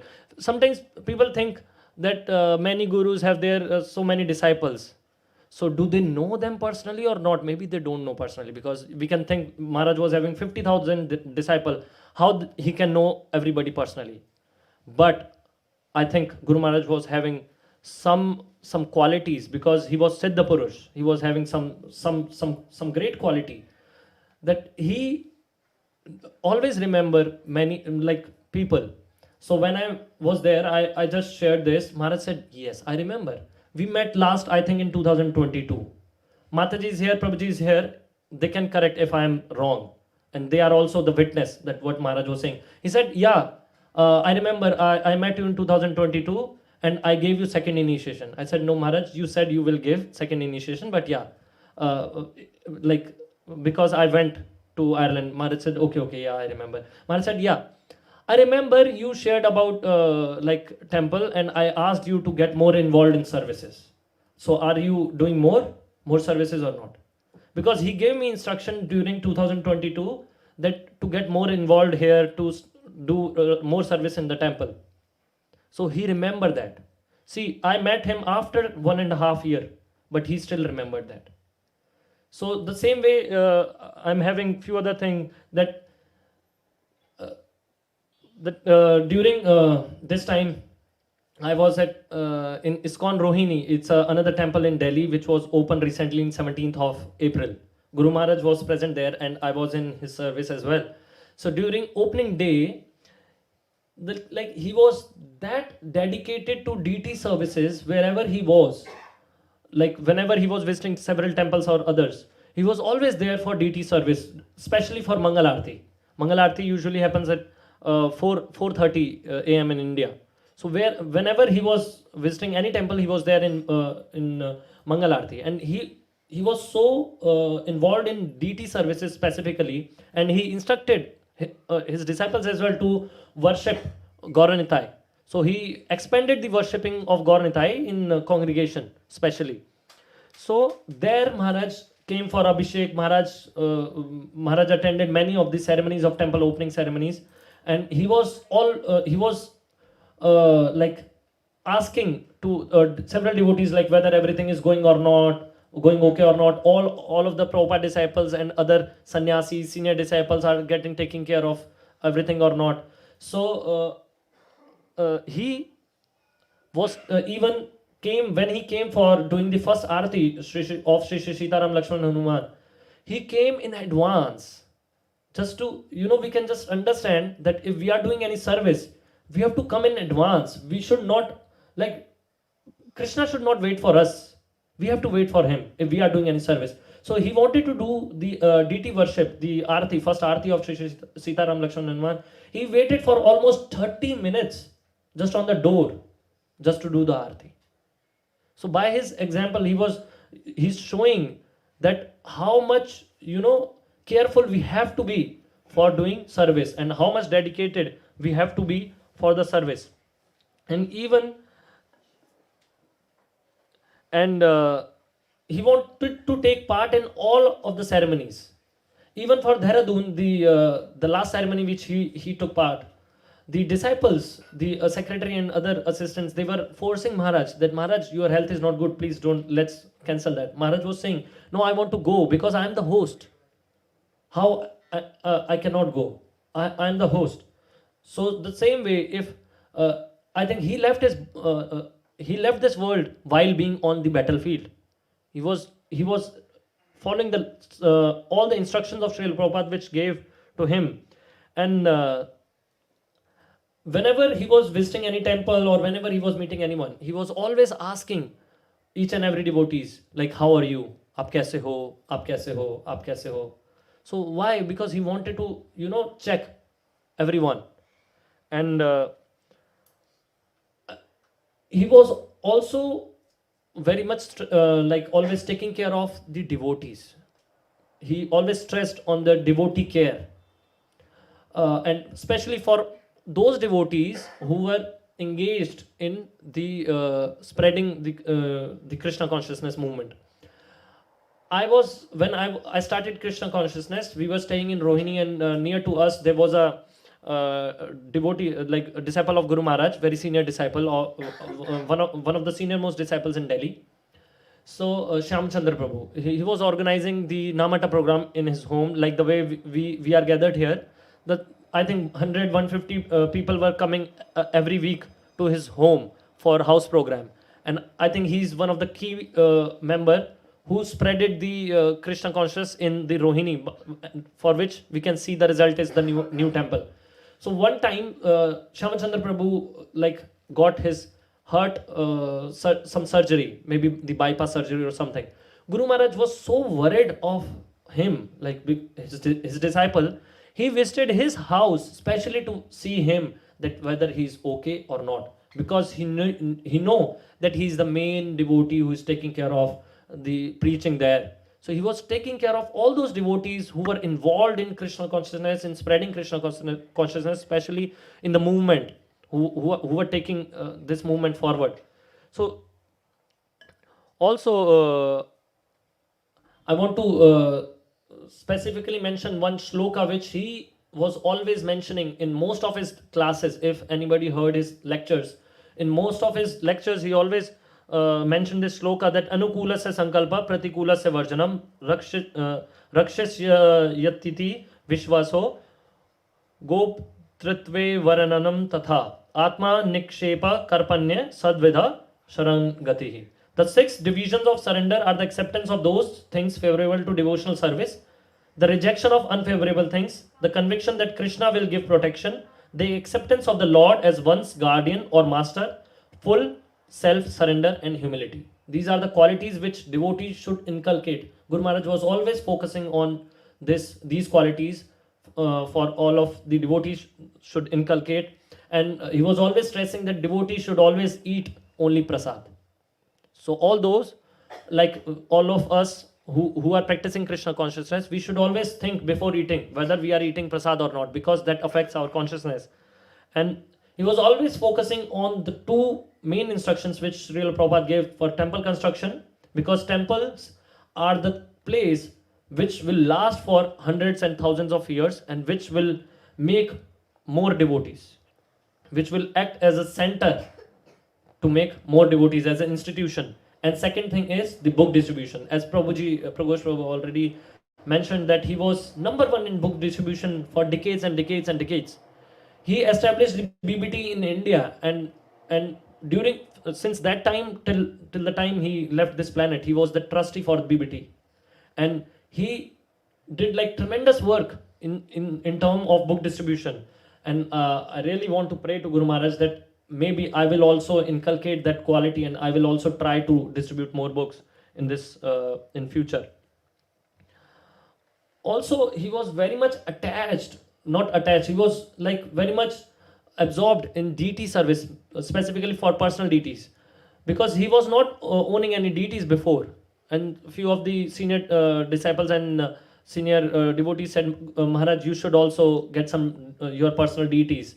So later on, Guru Maharaj got like Gaurnitai, and then soon Lakshmi Narsingh Dev and Shaligram Shilas, and he was having more than 100 Shaligram Shilas, and he was not worshipping them daily. He was worshipping them daily, even though he was going for deity service in temple wherever he was. But he was always carrying his deities wherever he was going. If he was going like out of Delhi, he was carrying his deities with him so that he can worship them. So because the deity worship, like deity worship creates the personal relation with Krishna, which is very important for us to understand, like how important it is. Also, one more instance which I want to share, that Guru Maharaj always remember what you are offering to him. Every year we were visiting Guru Maharaj's Vyasa Puja, which was happening in ISKCON Delhi, Santanagar, Shri Radha Parsati temple. Thousands of people were like visiting every year, thousands. I think more than 1,000, around 10,000 people were normally on each Vyasa Puja, like the appearance day of Guru Maharaj, they were visiting. So one year, my sister made a very big, nice card and wrote a poem for Guru Maharaj on that card. So he, like we offered, when we went for offering, she presented that card to Guru Maharaj. My sister is also the disciple of Guru Maharaj. So Guru Maharaj took that card that during that time, and he just had a glance, and he just kept it. Maybe he wanted to read that later. And she wrote that poem in offering as well. So after next year, again she made a card, not the poem. She just made a card with some more some pictures and things. So when she was offering, Guru Maharaj said, "Yeah, last year also you gave me the card and you wrote the poem." So she even remembered. He even remembered that last year she gave the card with the poem. So that incident was which I shared was not the only incident which happened in my family, that Guru Maharaj remembers that what was happened in past. In the last, I just want to share one more instance. When Prime Minister of India visited ISKCON Delhi for inauguration of the biggest Bhagavad Gita of the world, I think it was the biggest scripture of the world. So that time, uh, Prime Minister visited for the inauguration. So he was so impressed with the simplicity and the sweet and very kind gesture of Guru Maharaj. He was so impressed, even he wrote the letter later on. So Guru Maharaj took him to the Gita gallery as well, which and he saw, like Prime Minister saw that there is a Gita in different languages, more than 100 languages. And Guru Maharaj showed that we publish Bhagavad Gita in more than 100 language. So Prime Minister was so impressed. He said, kindly send all the Gitas in different language to our office. And from that day to now, Ministry of Foreign Affairs of India, they purchases the Gita, all languages Gita, and they kept in the Foreign Affairs Ministry. And whenever any foreign dignitaries visit them, they give gift that Gita. So that was the power, and that is the power of books, that it can impress like even the dignitaries, even the people. I have more memories and more things to share, but because time is short, many more devotees have to speak. So I will stop here. So the only thing which I want to share is Guru Maharaj is not here with us. Maybe many of the devotees were aspired for Guru Maharaj, got inspiration from Guru Maharaj. We can, he always focused that even in his last 10 instructions, he totally focused that we have to always follow the footsteps of Srila Prabhupada. We always have to follow GBC. We always have to be in ISKCON, and we have to always follow our mentors and seniors. And we always have to be in guidance, not on our own. So we all should try to be like that. And I also want to beg you all, so that I will also try to serve and try to follow the instructions, even the last instructions of Guru Maharaj, which he gave to me. Even till the last meeting, which I remember, Guru Maharaj personally asked me, when we had all discussion about everything. I met Guru Maharaj in Delhi with all my family. Guru Maharaj, I was leaving. Guru Maharaj specifically asked, like, come. And he asked me, what is your future plan? You are there, now what is your future plan? He asked about everything. Like, who asks? Who cares about, he is having 50,000 disciples. But he specifically asked about, like, what is your future plan? What is your plan? Like, what will you do? What is your visa status? What's your plan? When will you get married? When will you get married? All such questions he just asked. So he was so involved with his devotees. And I think only by his grace, and maybe he knew that he is going, by his grace, just before going, he bestowed his mercy. And I think I'm the last one he gave second initiation. After that, he just left this world. So I'm really very fortunate. I just feel I was not capable. I was not having any quality that I was able to serve. When I was in Delhi, I was not even imagining that I will be able to do all such services which I am doing here and which I am trying to do. But whatsoever I am doing is because of Srila Prabhupada, because of Srila Gurudev. So Srila Gurudev ki, Srila Prabhupada ki. Next we have the director of ISKCON Dublin, His Grace Sudarshan Vasudev Prabhu. Hare Krishna.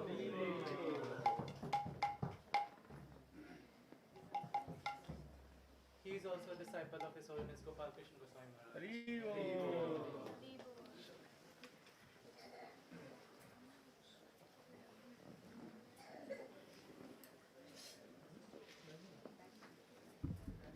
Hare Krishna. Hare Krishna, everyone.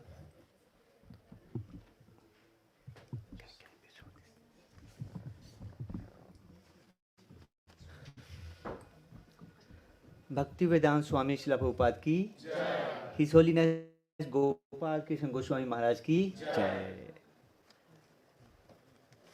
Well, I was thinking that I would speak for around 25 minutes, but I think time is running, so I will try to wrap this up so that all others will get the opportunity to glorify Maharaj. So, as we heard, the senior devotees, Maharaj is a very good manager, really, really good manager. He's a good manager. That was the, reason he could build that many temples. In Delhi itself, 18, and as Sukti Prabhu was saying, all over 50 plus temples. So not only a good manager, but he was a very good communicator. I would like to tell you how did he communicate during our initiation, what communication process he followed. So me and my wife, we got initiated on 30th of October 2022. We were here in Ireland and Maharaj was in India, in Delhi. So through senior devotees, our God brothers and sisters, we approached them to request Maharaj if it would be possible for him to initiate, to give us Diksha initiation online. Maharaj normally does not, go for online things. He likes to have face-to-face personal interaction with his disciples. But in our case, when Maharaj came to know through our Shiksha Guru, Karuna Mataji, back there in India, and the temple president we were associated with in India, Sachinandan Prabhu. So when Maharaj came to know that we have 2 kids to look after and one of them is a toddler, so then Maharaj got agreed to give us online Diksha. So then a lot of communication was going on. Like we had to decide when the Diksha will be, initiation would be, how it would be.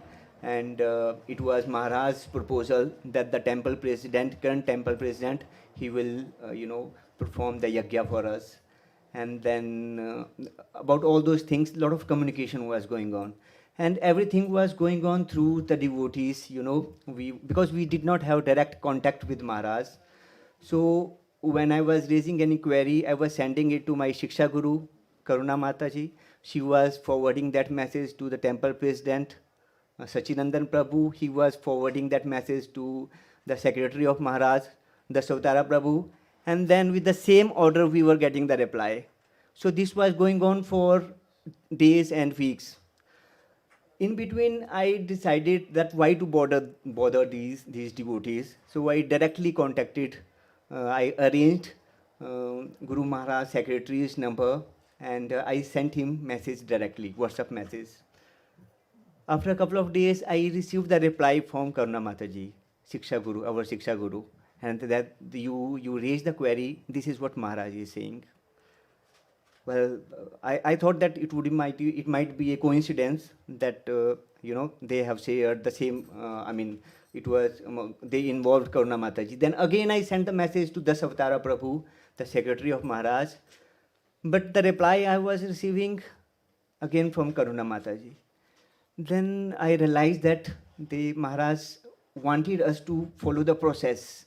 He wanted us to send the message to the devotees who were involved there, who approached him for our Diksha. And the same thing happened here when the Diksha ceremony was going on, initiation process was going on in Inishrath. Manu Prabhu was performing yajna. So after a struggle with internet, after struggling with internet for around 30-40 minutes, Maharaj suddenly appeared there. So devotees they had set up a good big TV screen over there in the wall. Maharaj appeared there, and the first thing he asked, where is the temple president, Manu Prabhu? So Manu Prabhu raised his hand. Yes, Maharaj, I'm here. So Manu Prabhu, Maharaj was asking Manu Prabhu, Sanjay is getting initiated. Do you approve his initiation? Manu Prabhu said, yes, Maharaj, I approve his initiation. After some time, when it was my wife's turn, then again Guru Maharaj was asking, Manu Prabhu, Sarita is getting initiated. Do you approve her initiation? Manu Prabhu said, yes, Maharaj, I approve her initiation. So Maharaj gives importance to these positions, whether a devotee is handling a position of president or a cook or a sweeper.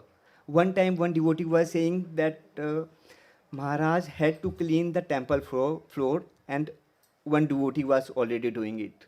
So Maharaj went to that devotee and politely asked him, if you don't mind, can I do this seva today? Can I do this service today?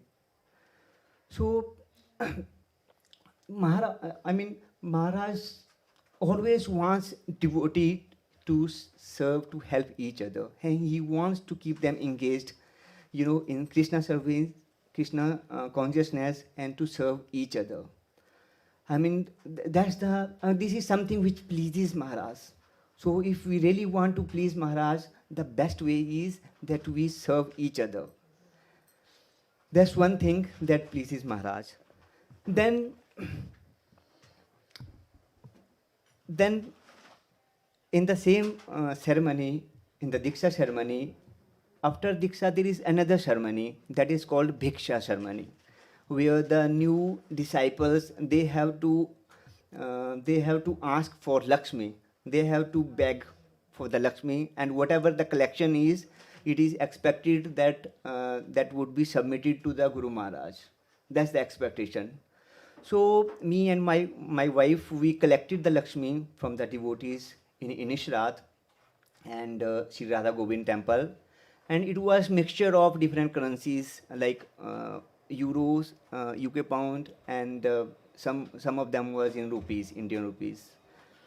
So when we collected that, and I approached my Shiksha Guru, Karuna Mataji, that this is the Lakshmi we gathered, we collected, and next time when we visit India, then we will we will submit it to the lotus feet of Maharaj.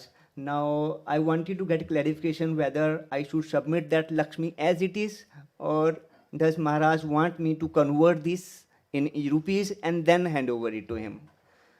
So after a couple of days, I received the message where Maharaj was saying that whatever Lakshmi they have collected, ask them to give it, to submit it to the temple president who performed the yajna for you, so that he can use it in the deity service there in the temple. So it was quite shocking for me, and I asked Maharaj, Shiksha Guru, our Shiksha Guru, because we did not have direct contact with the Maharaj. So I asked her that why did Maharaj do it? Normally Maharaj does not do, he gives chance to his devotees to, give whatever the collection is. So I got the reply that all the temples, whether they are in India, in Delhi, or anywhere, Maharaj takes them as the entity of Srila Prabhupāda, and all are equal for them. So for people like us, for normal devotees, we may differentiate that this is our temple, this is your temple, this is her temple, but for Maharaj, all the temples, they are Srila Prabhupāda's entity. And as Shukti Prabhu was saying, that he has given clear instruction that it is the GBC body, the department created by Srila Prabhupada, who look after all the temples of ISKCON. So whatever the instructions are of GBC, we need to follow them, so that that can please Maharaj. So that's something that's one of the ways to serve Maharaj. Then another thing, like before initiation, we never met Maharaj face to face.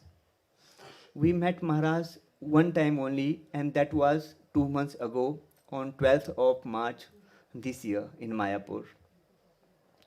So, it normally does not happen when somebody has to, go for the Guru. It is expected that they have to use whatever knowledge is they have. Whatever we have gained some knowledge in this material world. So whatever knowledge we have gained, we should use that knowledge to find out the right Guru for us. Krishna has already decided a Guru for us, but we need to find out. and we need it is expected that we use the knowledge, intelligence to find out the Guru. So it were devotees who helped us to find out the Guru. Before coming to Ireland, before 2018, we were staying in India, and during the month of September and October, the devotees, especially the disciples of Maharaj, they used to organize Vyas Puja for Maharaj at their respective homes, and over there, senior devotee used to visit. And when we got chance to hear those devotees, then for initial couple of years everything was normal, but during the COVID time we realized everything whatever happened back there, and then we decided that he is the one. Gopal Krishna Goswami is the one Krishna has decided for us. So that was the time we decided to go to surrender to him. So it were devotees who helped us to find out our Guru. And like we hear from Shastras, and that Krishna is not that cheap. Krishna is not cheap so that we can approach him directly. We need someone, a representative of Krishna, a Guru, to establish that forgotten relationship. Like we always have a relationship with Krishna. The soul always have the relationship with super soul, but it's forgotten.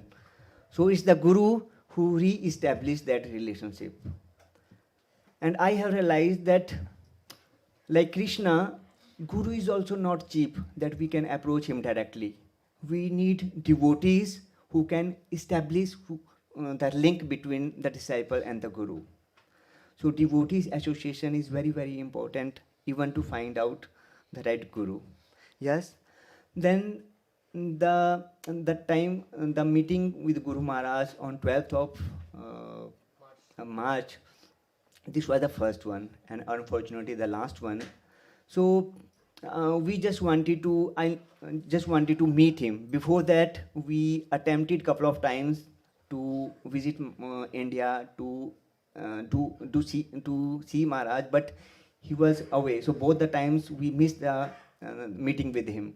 But this time we were little determined, and we decided that wherever Guru Maharaj would be, we will visit that place and meet him.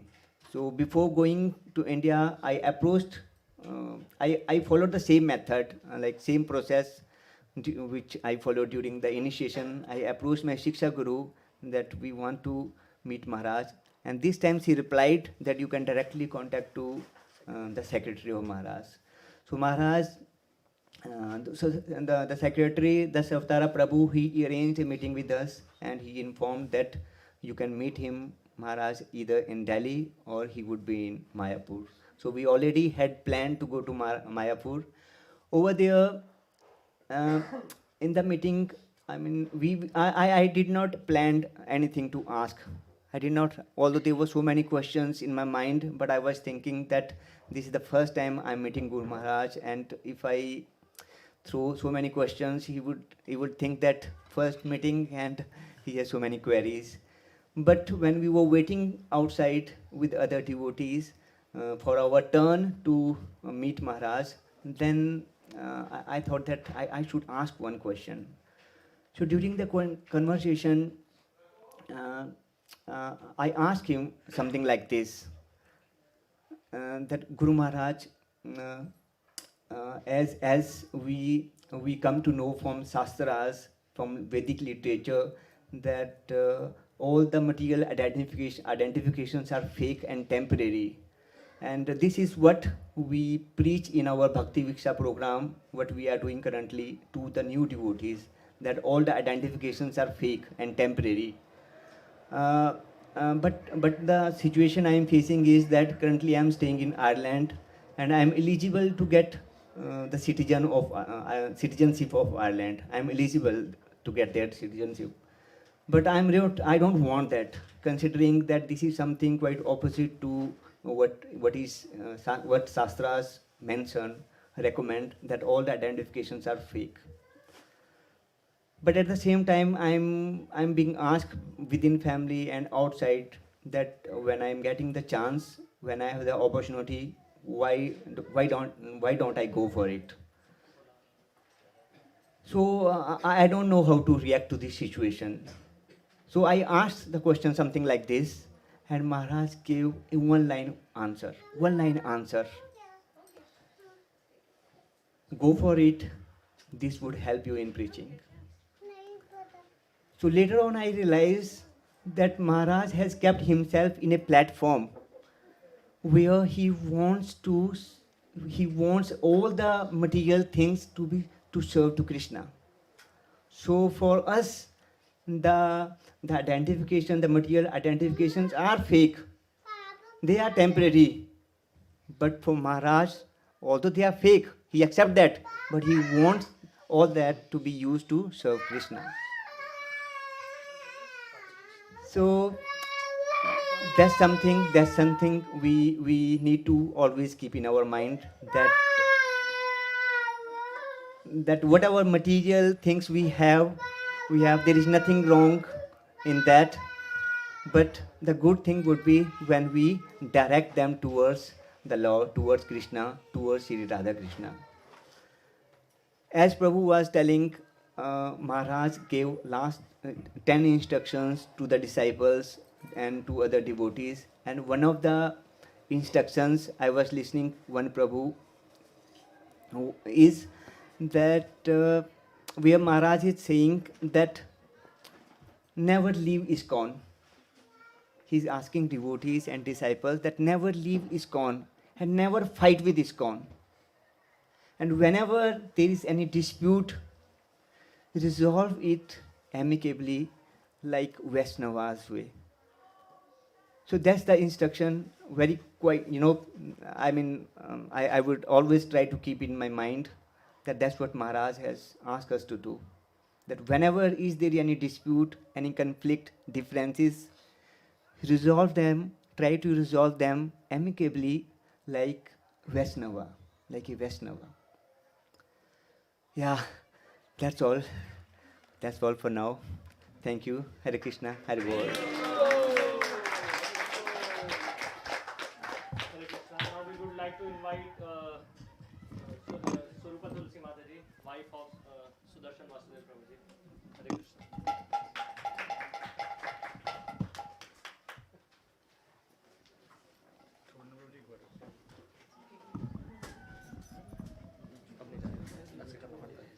नहीं ऐसा करना पड़ता है बैठो बैठो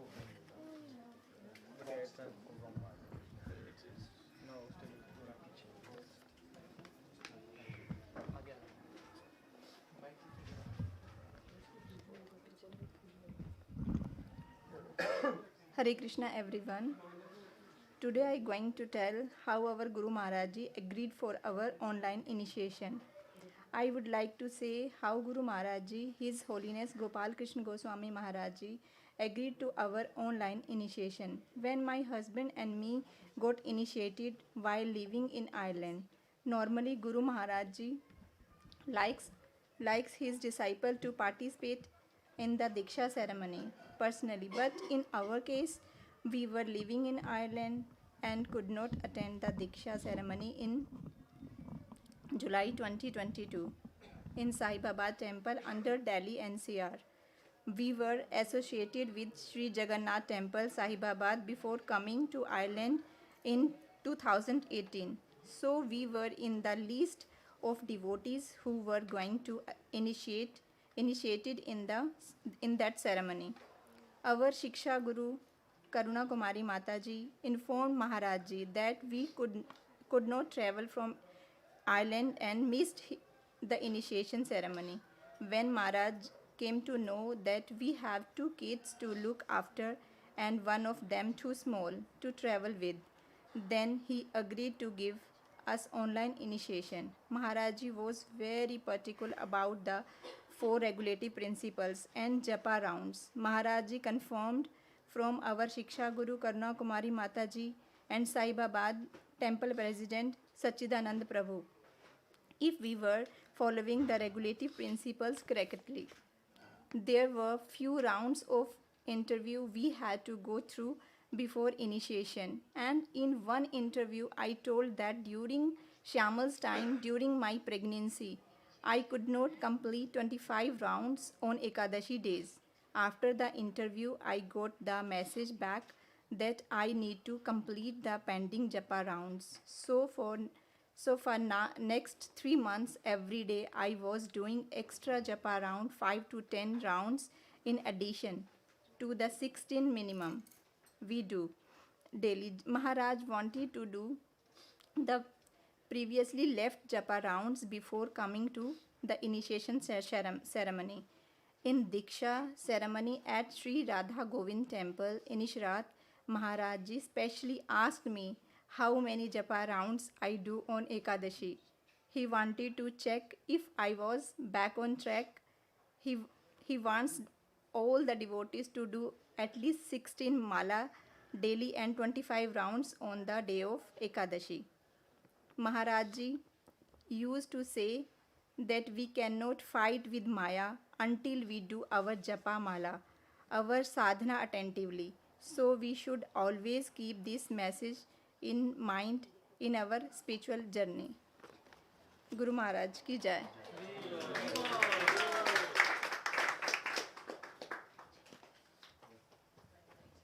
Hare Krishna.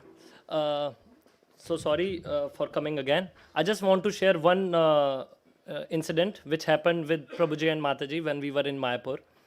As Prabhuji said that Prabhuji met Guru Maharaj for the first time in Mayapur, and that was his last time as well. So they both were so eager to meet and see Guru Maharaj. First day, Mataji was not well and she got fainted, and we had to take her to hospital in ambulance. So that day we couldn't have darshan in temple, and Mataji couldn't visit the temple. But they both were having that desire so eagerly that they have to first visit Guru Maharaj, then they will visit other things, then they will have darshans. But next day we got the appointment time for the evening that secretary of Guru Maharaj said we can come in the evening. So when we entered Sri Radha Madhav temple, the first thing which we heard and we observed that Guru Maharaj was entering the temple. And then by the time we reached Narsingadev and Radha Madhav, Guru Maharaj was there. So he fulfilled both of their desire which they were having from the time they were here, that they want to see him.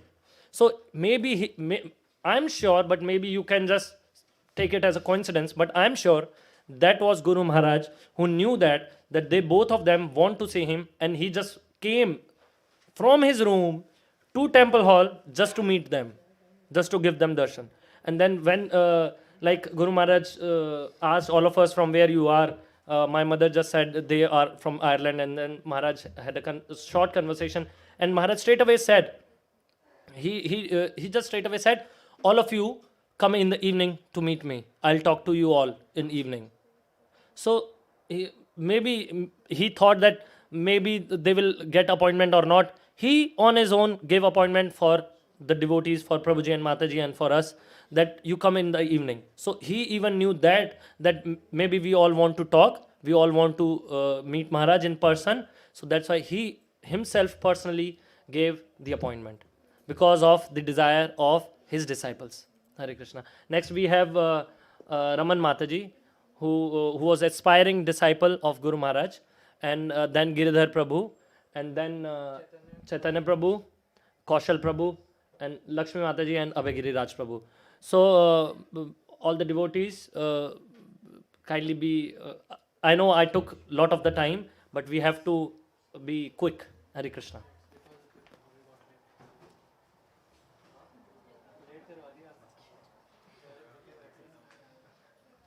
But for all of us, we have very nice and delicious prasad. Haribol. Hare Krishna to everyone. Please give me a forgive, because I am not good in a public speaking and my vocabulary is not that much strong. So please give me a forgive. I want to recite one shlok, and I will wrap my speech with that shlok only. Tadvidhi pranipatena prashnena sevaya updekshanti te jnanam jnanins datu darshina. 4.34. So, how many of us you think that you are a humble, you have a humility while you are coming in ISKCON? How many of us think that they are humble? They are saying Hare Krishna Mataji, Hare Krishna Prabhuji. We all think that we are humble, right? Yes or no? We respect everyone. We follow all things. I thought also, but this is not actually a humbleness. That word humbleness is come when I start listening the lecture of Guru Maharaj. There was a one past time that he's going with his disciple to Russia. So on an airport, one person came and he's trying to attack or hit to the Guru Maharaj. So their disciples just coach them and get them to a jail. So once he reached to Russia, he called to their disciple, what happened to that person? So that much humbleness is there. He's not just humble to a person or a human. He humble for animals, birds, everyone. So I just highlight some words, some qualities of Guru Maharaj, which really impact on my life because I'm too much out of spoken.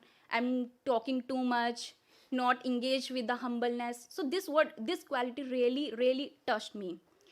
And today I'm speaking in ISKCON, having a mic because of Guru Maharaj only.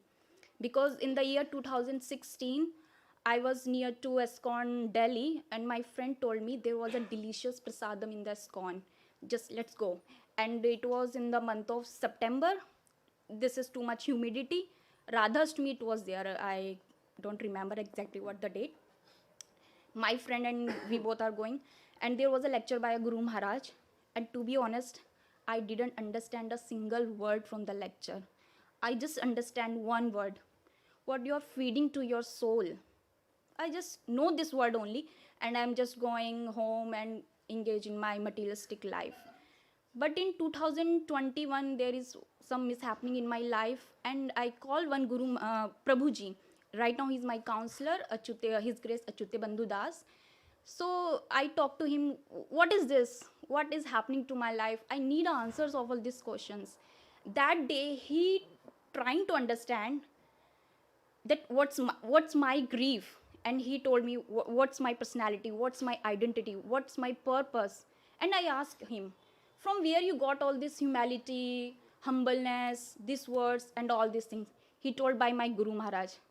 I don't understand what's the concept of Guru Maharaj. And to be very honest, it's a bit easy to preach in Western world, but it's very difficult to preach in India because every day we have a different demigods to prayer. What's the actual Krishna consciousness is come from the Guru Maharaj only. Thanks to Guru Maharaj that today I'm sitting here to glorify, but I'm not a person who glorify him because I'm full of sin. Every day I'm doing a sin. I don't know, but thank you, Guru Maharaj. Thank you, all of us.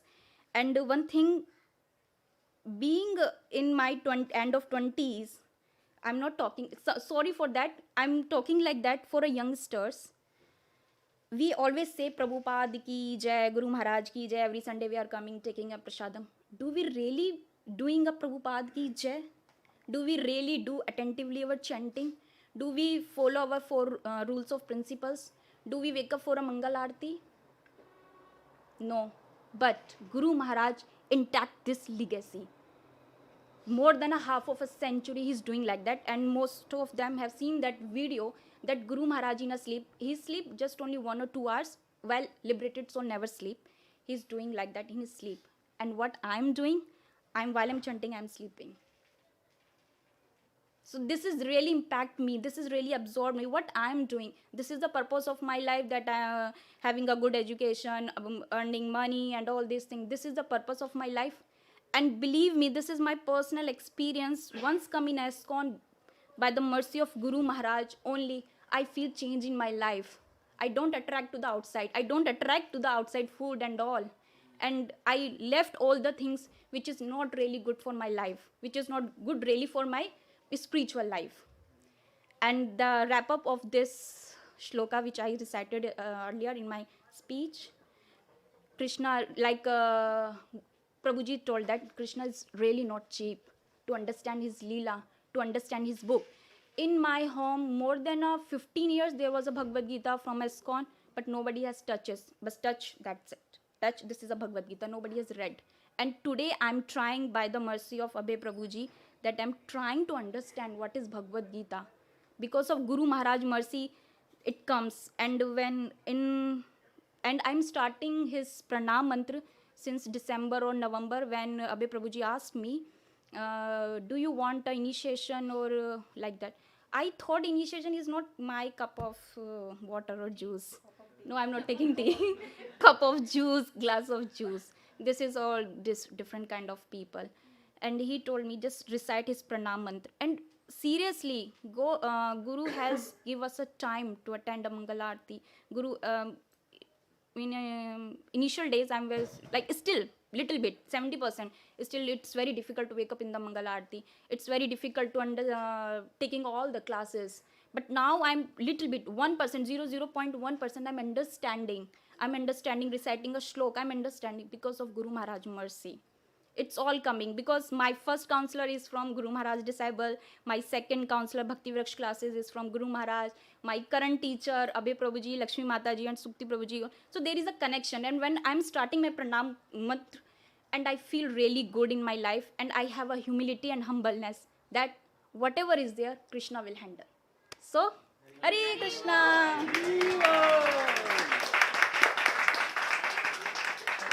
So next we have Girdhar Prabhu. Girdhar. He was also an aspiring disciple from Guru Maharaj. Next, Chaitanya Prabhu. Hare Krishna. Hare Krishna. So actually, I don't deserve much to say, but still I would try to say how much I am able to. Actually, I would like to offer my respectful obeisances and thank you that today, whatever I am here spiritually, it's all because of mercy of Srila Guru Maharaj and Srila Prabhupāda and my counselors. So there are many things which got me inspired.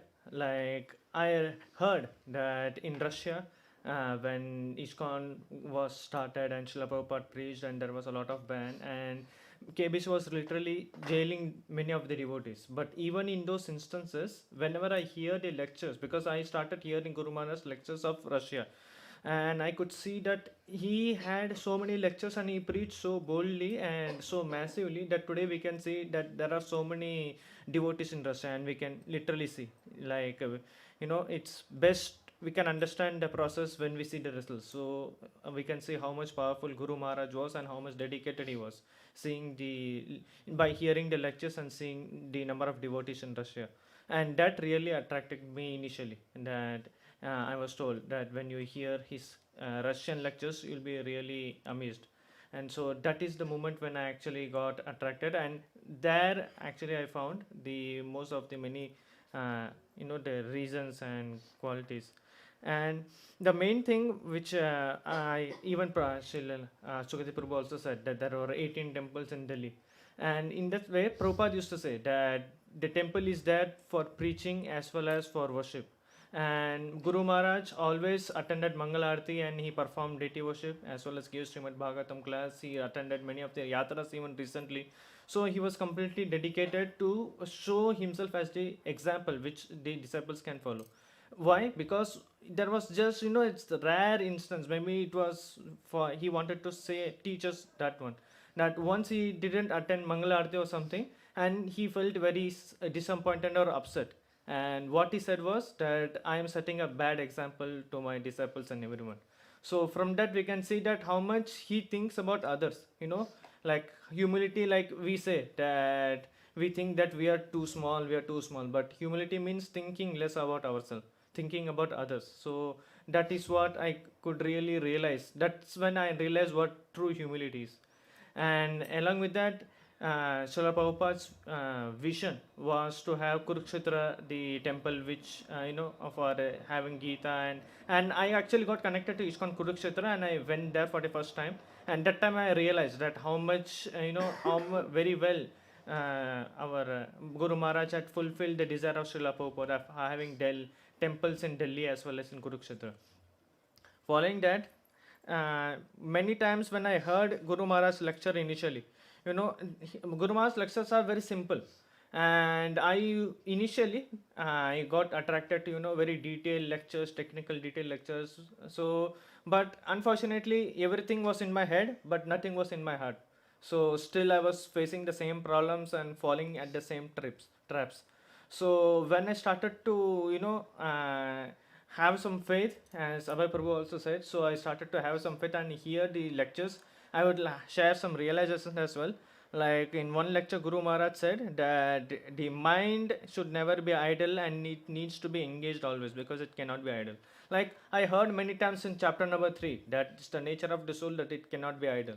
And kind of I had it in my head, but the bulb never glowed. But after hearing that lecture, I realized that mind should never be idle.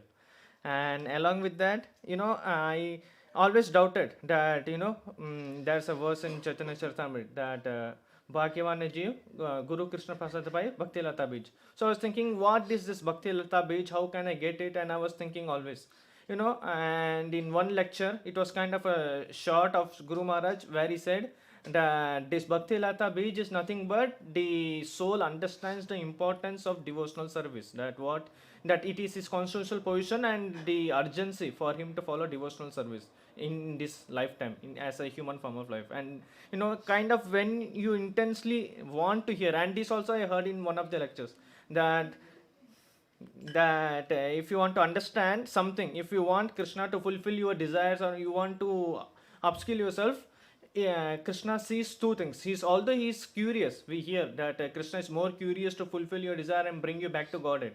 But Krishna awaits for two things. That is, you need to become qualified and you need to be very intensive, so that you don't fall down when you get that. So actually, I get all these answers from Guru Maharaj's lecture, although it's so simple. And that's why I realized that Srila Prabhupāda and Guru Maharaj give so simple lectures, because they give what is required rather than all these technical things. And finally, if I'm going to say that Guru Maharaj was always bold in his preaching. He never used to compromise philosophy or any of the principles which Srila Prabhupada said, which we can see in our Vancouver interview also, where he made it clear that it's brainwashing, which we always hear. It's actually the clearance of the all the misunderstanding and all these things due to which we suffer. And also, last but not the least, Guru Maharaj also said or emphasized Vaiṣṇava service and Vaiṣṇava etiquettes. Not only personally, but in his will also he said that you need to solve problems being as a Vaishnava. And this was the instruction which Srila Prabhupada also wanted. Cooperate with each other and stay in ISKCON. And Guru Maharaj also wanted this. So from this we understand that how much, although they say the same things again and again, but there's a reason behind it. Because these are the qualities which will help us stay in bhakti. Because this is one of the reason one might leave bhakti, because someone said something and all. So finally, I would like to personally ask for a drop of mercy from Guru Maharaj, so that I become submissive and humble, not externally, because that I always try to manage, but internally may I develop these qualities. So I hope, so thank you very much. Hare Krishna. Next we have Chaitanya from Hare Prabhu, who was also aspiring from Guru Maharaj. He's also having 2 minutes.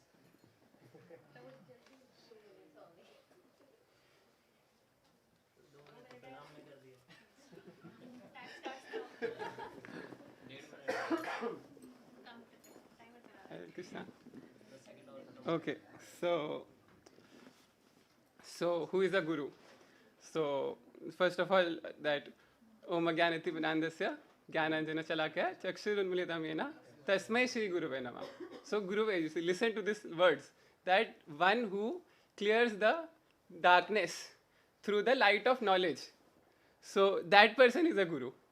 So, and so before I start, so when Krishna comes, so all the 330 million demigods, they come with him.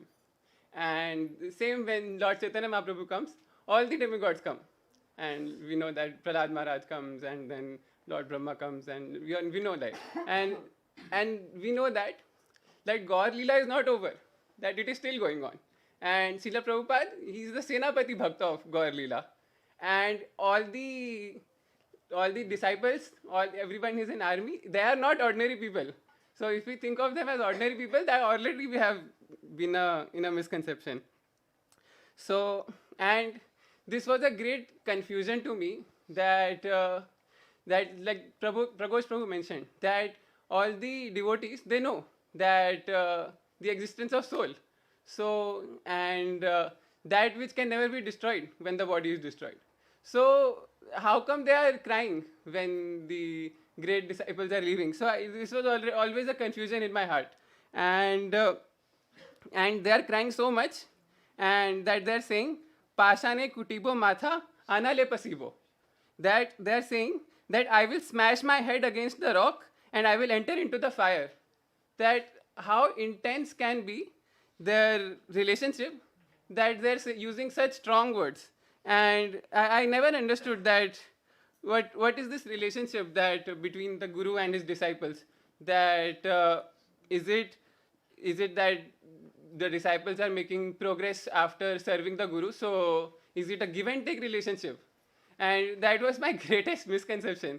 And slowly, like last couple of days, I heard the glorification from the disciples, and this I thought deeply, that why are they crying so much? And then I thought that for the disciples, that Guru is not an ordinary person, and that Sarva Shastri kahe that he is not different from Krishna, not different from Hare. So, and the disciples, they feel the same pang of separation, that when Krishna left Vrindavan, the residents of Vrindavan, that they could not think of anyone but their Lord, that why has Krishna left? Like, so the gopis, they won't listen that no, Krishna is everywhere, Krishna is still there. That they won't listen to this, that how can, if he's in the sand, how can I offer him prasad? Like, what is this you are saying? That it doesn't make any sense. So, and the disciples feel the same thing, that no, that even though he's still here, that he's still not here. So, and also I have been very unfortunate that I never got to personally get personal association, but it's not that I don't know Gopal Krishna Goswami Maharaj, that I know him through his disciples. And so, because I was introduced, like I came to Govindas to eat one day, and one of the disciples of Gopal Krishna Goswami Maharaj, and he said that there's a temple upstairs. He asked for my name, and I said Chaitanya, and he said, who is Chaitanya, you know? And I said, I know, like Lord Chaitanya Mahaprabhu. And then he said, there's a temple of Lord Chaitanya Mahaprabhu upstairs that you have gone. Then first time Gopal Krishna Goswami Maharaj's disciple introduced me that to ISKCON Dublin. And then once I got the mercy to visit the home of another disciple, and they told me that you chant like this, that I had never chanted before that. And they told me to chant like this. Then they told me that, okay, you can also wake up during the Brahma Muhurat. And incredible. And then they started taking Bhagavad Gita classes, and I started listening. And slowly, I realized that my life has completely changed. That my routine, I used to lay in the bed till 10 a.m. and not wake up. And I used to be late for like 10 a.m. class every day. I had the class, I used to reach at 11 a.m. And I started waking up at 5 a.m. So an incredible change has happened in my life. And that is only through the mercy of Gopal Krishna Goswami Maharaj and his disciples.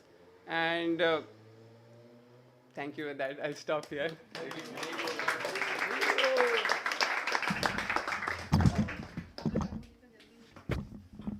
Now we would like to invite Her Grace Lakshmi Bhagavati Mataji to read her offering.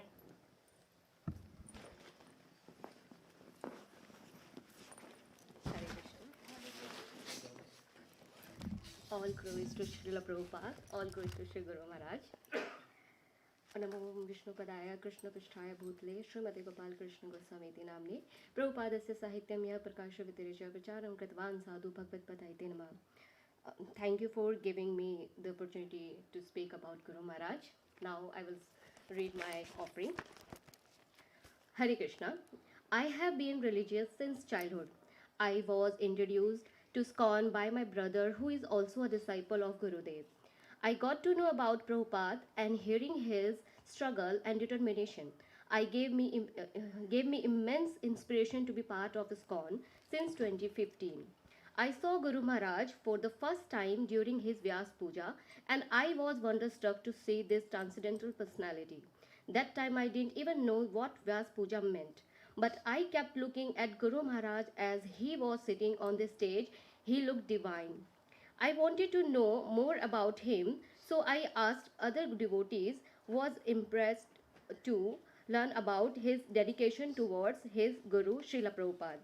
Then I saw Guru Maharaj again in Kurukshetra during his lecture, and every time I saw a divine personality in him. I am so fortunate to have met Guru Maharaj about 20 times. I used to take blessing on my birthdays, New Year, similar occasions. And Guru Maharaj was kind enough to take out time.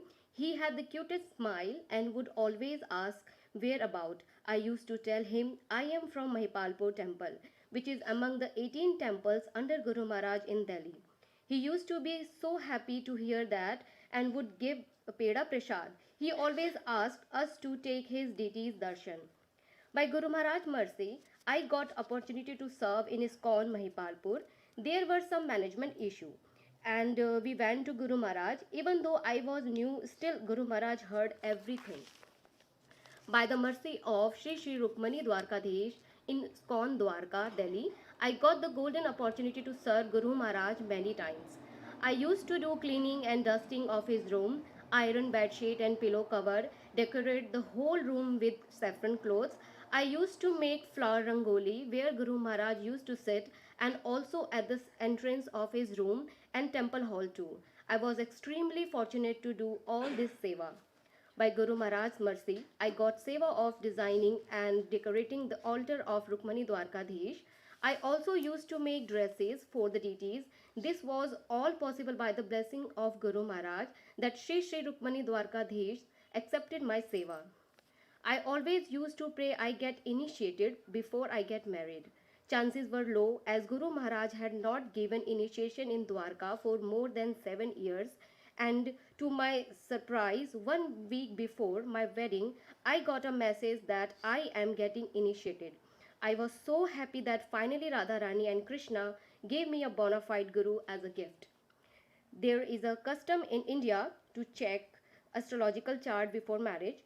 There were some issues in mine.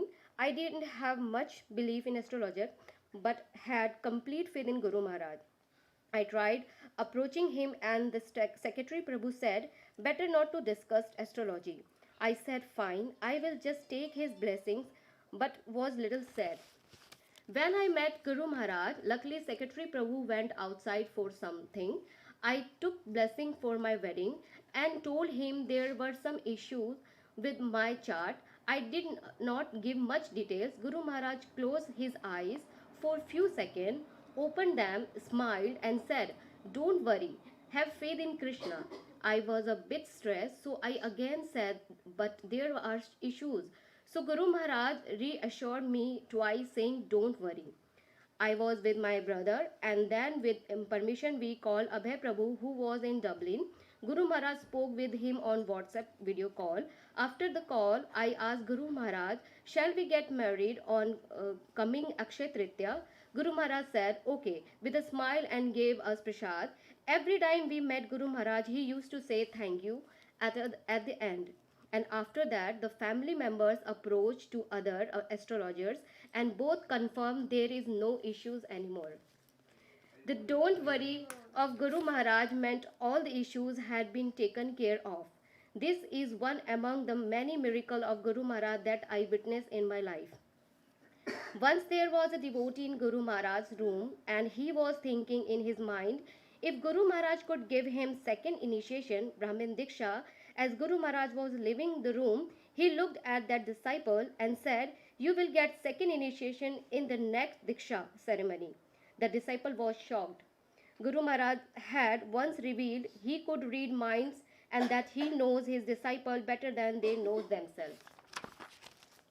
One senior devotee once shared with us, one day Guru Maharaj was having pain in his teeth. Guru Maharaj revealed one of his disciples was smoking cigarette. Disciples should never break rules as it affect their gurus. Disciples knowing the shortcomings of his disciples, Guru, despite knowing the shortcomings of his disciples, Guru Maharaj accepted us since he is the ocean of mercy. Guru Maharaj would never miss a single Mangala Aarti. The first thing I do every day was to check in which temple Guru Maharaj is performing Mangal Aarti. He used to do Mangal Aarti even in such weak condition while disciple holding him for support. I sincerely pray to Guru Maharaj to bless me so that I never skip Mangala Aarti. My husband and I are so blessed. We get special mercy as Guru Maharaj went out of his way to give us second initiation. There was some resistance as we had gotten first initiation just 1 year back, but Guru Maharaj insisted and finally gave us Brahmin Diksha. Exactly like a father gives something to the kids anyhow when he wants to give. We are forever indebted to Guru Maharaj for this, but Guru Maharaj never breaks rule.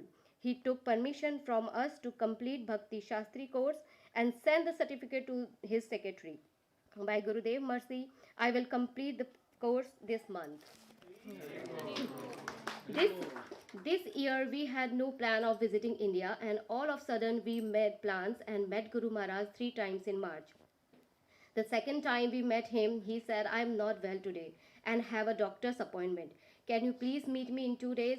Guru Maharaj was so humble, even though he was not keeping well lately, still he never refused to meet his disciples. In our last meetings, when Guru Maharaj saw me, he smiled and said, I know her. She has met me many times. This sentence made me so happy, I considered my life successful. Guru Maharaj has around 50,000 disciples, and when he said he knows me, that meant everything. This was our last meeting with him. Guru Maharaj always asked, are you chanting 16 round? Are you following 4 regulative principles? Are you reading Prabhupada books? Just by following above, we will get Guru Maharaj mercy, and we will attain the highest perfection of life. Like Guru Maharaj followed his Guru Srila Prabhupāda completely, I pray to everyone here, please bless me to follow Guru Maharaj and Prabhupada so I could meet them at the end. Thank you, Guru Maharaj, for everything. I will miss you. Now we would like to request His Grace Abhay Giriraj Prabhu for his glorification and offering. Hari Bol. Hari Bol.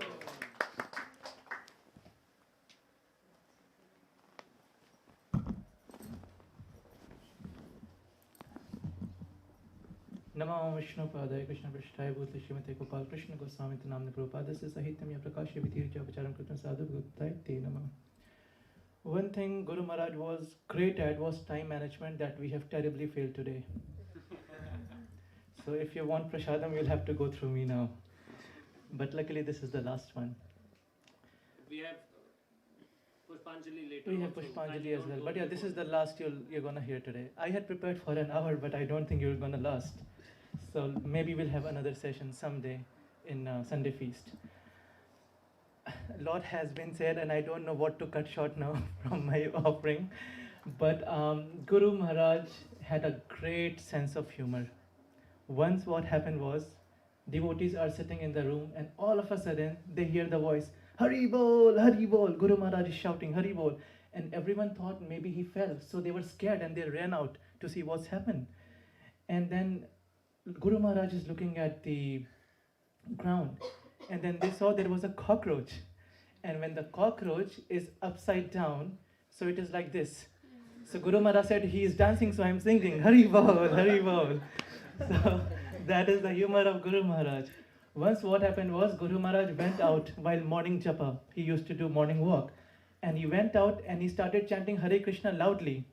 And his disciples, they were also besides him, and they also started. And he said, you idiots, I am chanting so for the ants to live, and you are standing on those ants and chanting. Because of you, they are no more. So what kind of disciples are you? So he had really, coming from Punjab, he had really great sense of humor. It is said, Brahmand Brahmite Kono Bhagyavanji Guru Krishna Prasad Paye Bhakti Lata Beach. Honestly, so today I'm just going to speak for another 10 minutes, but it will be completely unfiltered. So bear with me, I'll speak just from my heart, and there's so much of emotion and sentiments attached. I wouldn't have been in ISKCON if it was not for Guru Maharaj. Because in order to be in ISKCON, you have to be in love with Prabhupada. If you're not attached to Prabhupada, you cannot sustain in Bhakti and in ISKCON.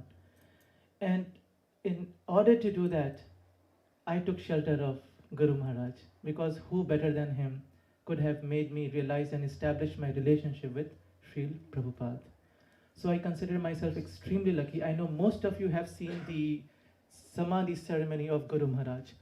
And the last conversation I had with Guru Maharaj was that, Maharaj, I am good with many things, but then I have certain drawbacks as well. And I want to understand Bhagavatam. So there are certain things. Someone is attracted to Kirtan when they come to ISKCON. Someone is attracted to Prasadam. Someone wants to dance. Someone wants to sit in the lecture. My deal was Bhagavatam. The thing that attracted me to be in ISKCON was hearing Bhagavatam Katha. But I could not relish it. I knew that there is some deep message in Bhagavatam that the great Mahabhagavatas are relishing. But why is it that I am not understanding what Bhagavatam is, even though I am trying every day? I am doing it. And after Maharaj passed away, for the last 14 days, he passed away on 5th. He went back to Golok on 5th, and today is 18th, so almost 13, 14 days, 2 weeks. And this is the best Bhagavatam I have heard. So the glorification of Mahabhagavat is Bhagavatam.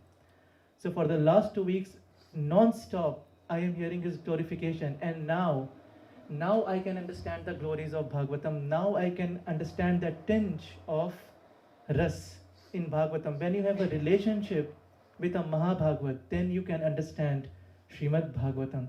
So by his mercy, even though he is physically not there, but he gave the last answer that I wanted from him, that how to relish Bhagavatam better.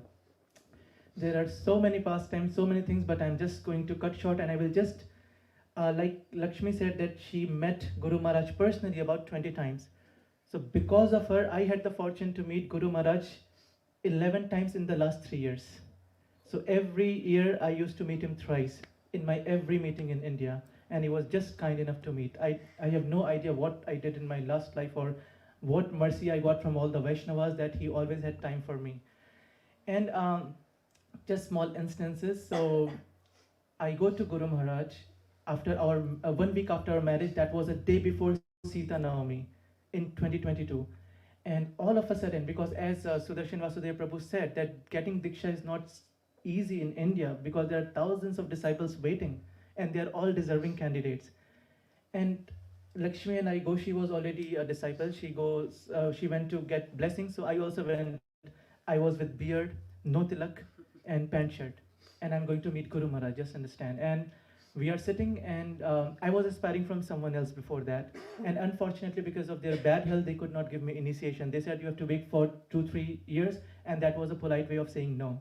And I was heartbroken that I don't think that I'm going to get Diksha, because this process is, I have to wait another 2 years now to get initiated.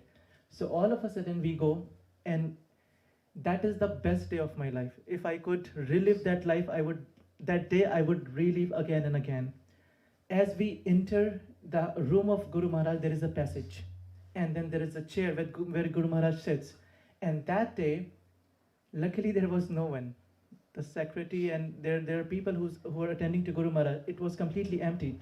And Guru Maharaj was looking at like this. He was curious who is coming next to meet me. And it was Lakshmi and myself, and there was one brahmachari, Prabhu. And we go, and he was always happy. I could sense this, that whenever he used to see Lakshmi, he was extremely happy, like a father sees his daughter in a long time, and they are happy. So I could see that, and that made me really happy, and I wanted to meet Guru Maharaj just to see that reaction. So I go, and then she gestured me that this is the chance, ask. And I have no clue at that point, nothing. It was like I was possessed. I was just possessed by Mother Saraswati or someone, and I just said, Maharaj, I want Diksha. Out of blue, I want Diksha, Maharaj. And Maharaj closed his eyes for 10 seconds. He closed his eyes. He opened his eyes, and my heart was beating faster, because there was already one rejection. And if he said no, there would have been the second rejection. I didn't know I could take that. But somehow I just got the courage and said. He opens his eyes and he says, Prabhu, do you want it now?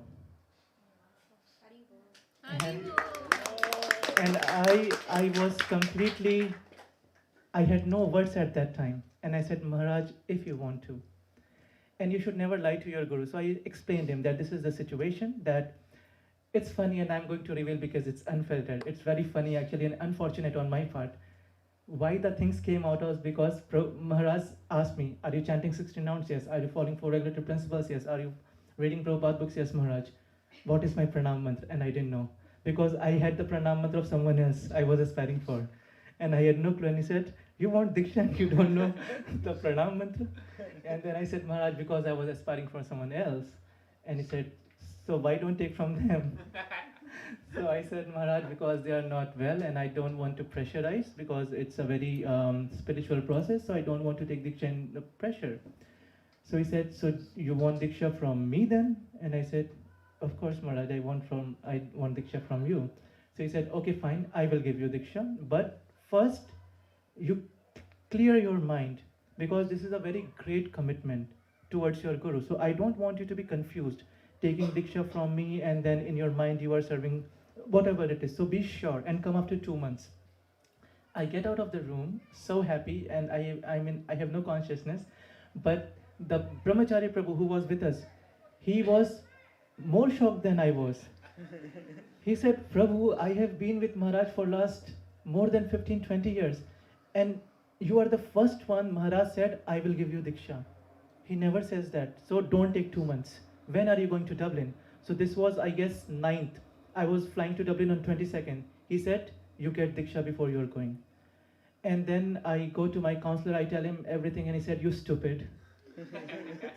You go, he agrees and you don't know the pranam mantra. What kind of a fool you are. And after that, he just arranged for all the certificate and everything. And then one thing, the next day was Sita Navami and I, being a Ram devotee from my childhood, my family was a great Ram devotee. And Guru Maharaj is a mind reader. And before I was about to leave, he said, Prabhu, he smiled and he said, Prabhu, tomorrow is Sita Navami.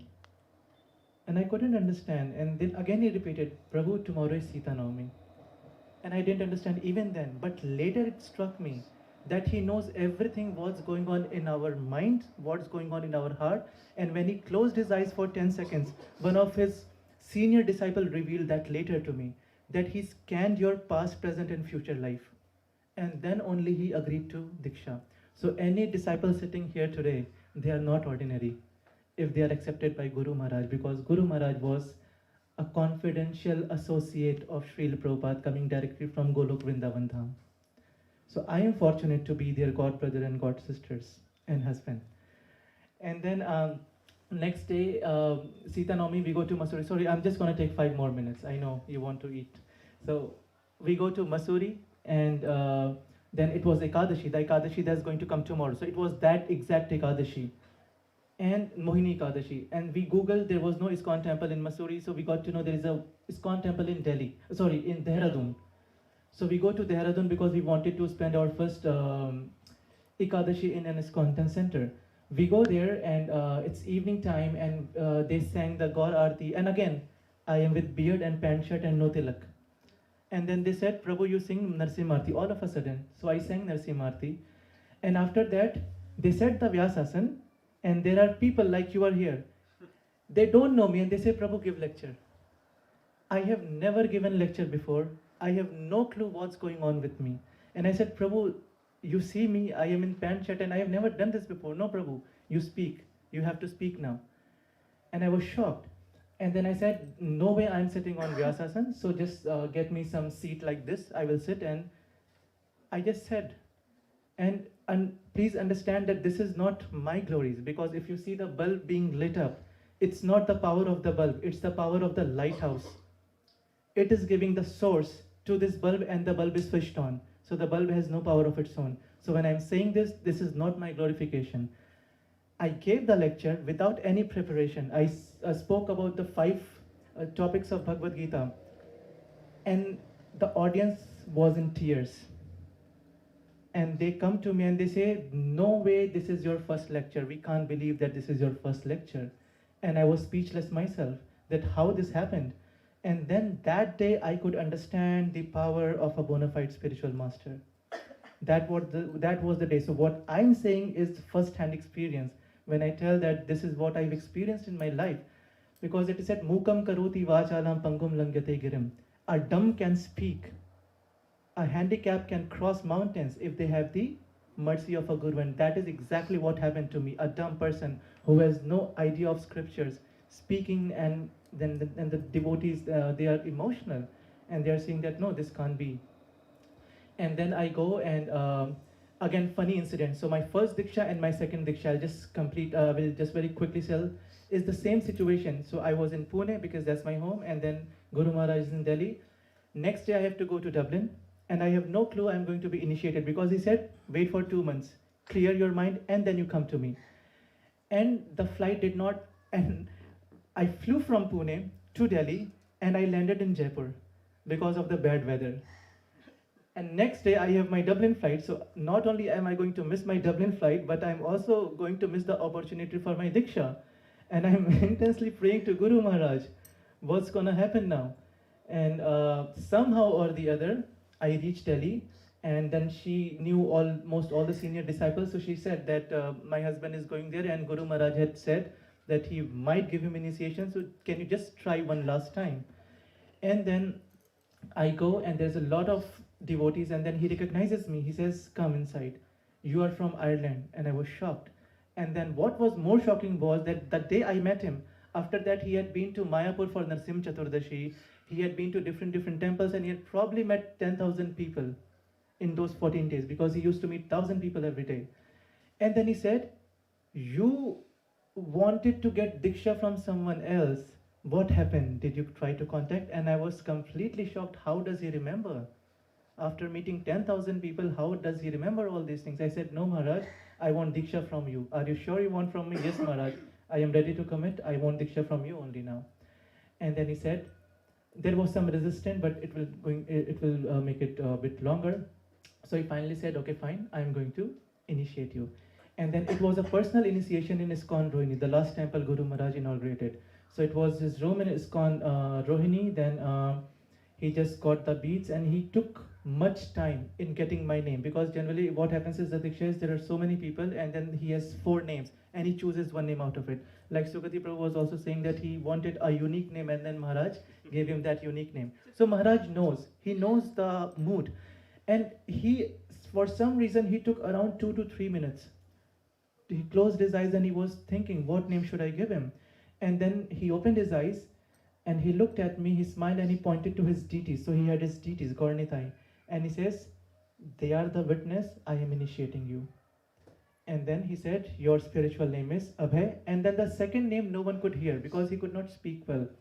And then everyone said, Abhay Gopinath Prabhu ki jai. Maharaj said, no, that is not the name. He said, Prabhu, can you wait outside? You will not miss your flight. No, Prabhu. Oh, no, Maharaj.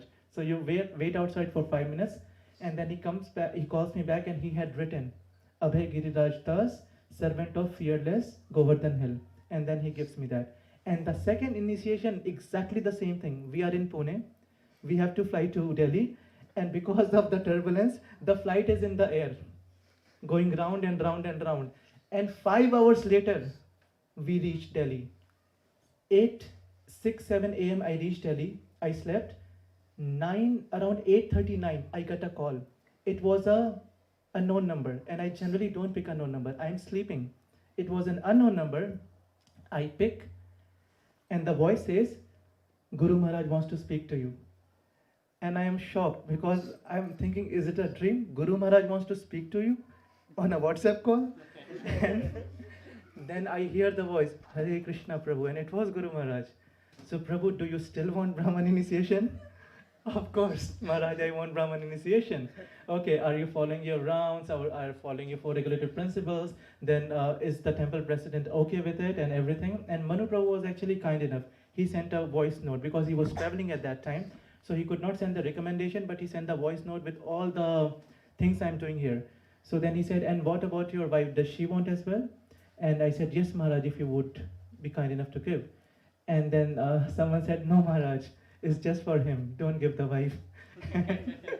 But then Maharaj said, okay, you come at 1 o'clock. And then we go there, and inside it's the same. Because I understand the concern of that devotee as well, the secretary. He was very affectionate and caring towards Guru Maharaj. So he was right. And probably I would have also done the same thing. So he said, Maharaj, they only got initiated a year back. Maharaj said, no, I will give them initiation. But Maharaj, you don't understand. No, you don't understand.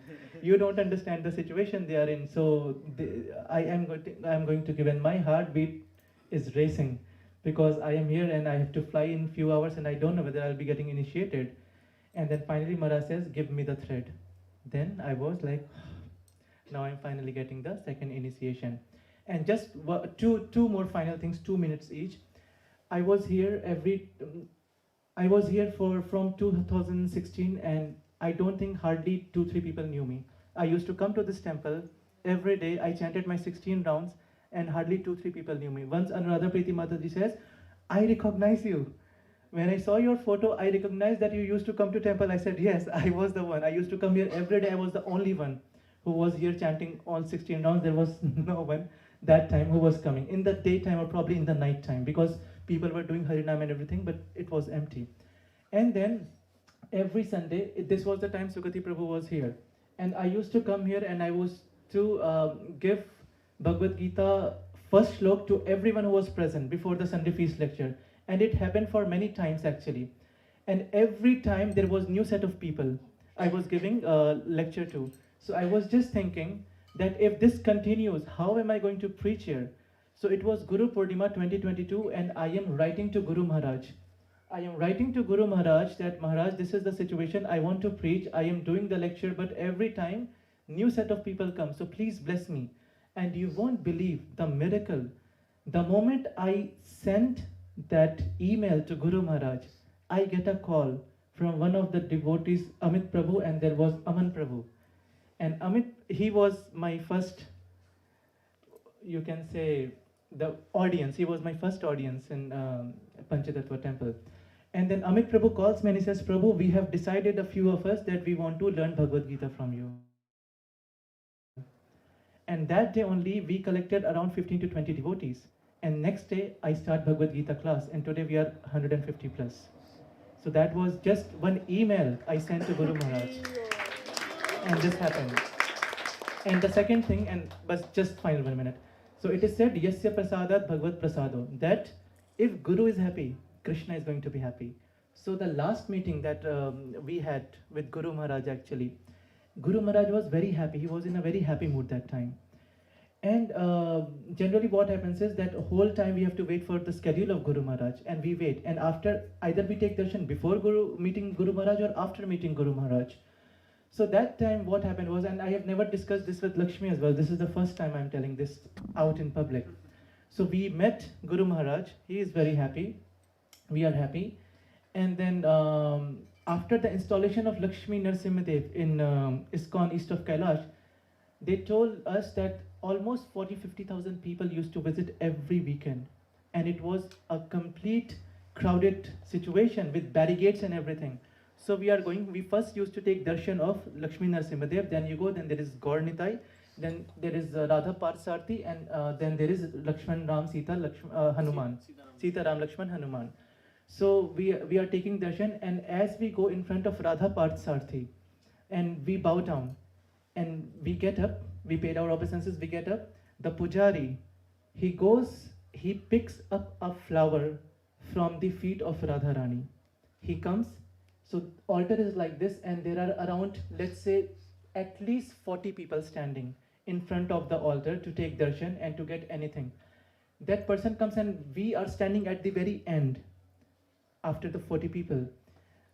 The pujari comes, he gives that flower to another devotee and he says, you give to that Mataji. And that was Lakshmi. And I thought that maybe he knew, because she knows many disciples, many devotees there. And I asked her, did you know him? Because when we go to ISKCON Dwarka, they give us the entire altar. Whenever we go, whatever gifts are there, even bansuri, which I don't know how to play, flute, they will give. Bhagavad Gita, I have already, they will give. More punk, everything they just give. So they know us. But I asked her, do they know you? She said, I have never, they have no clue. I don't know them. And that day again I understood this verse, Yasya prasadat bhagavad prasado, that if Guru is happy with you somehow, then Krishna is going to happy with you. Because we asking for prasad is one thing, but them giving you the prasad on their own means that they are happy and they want to give you something.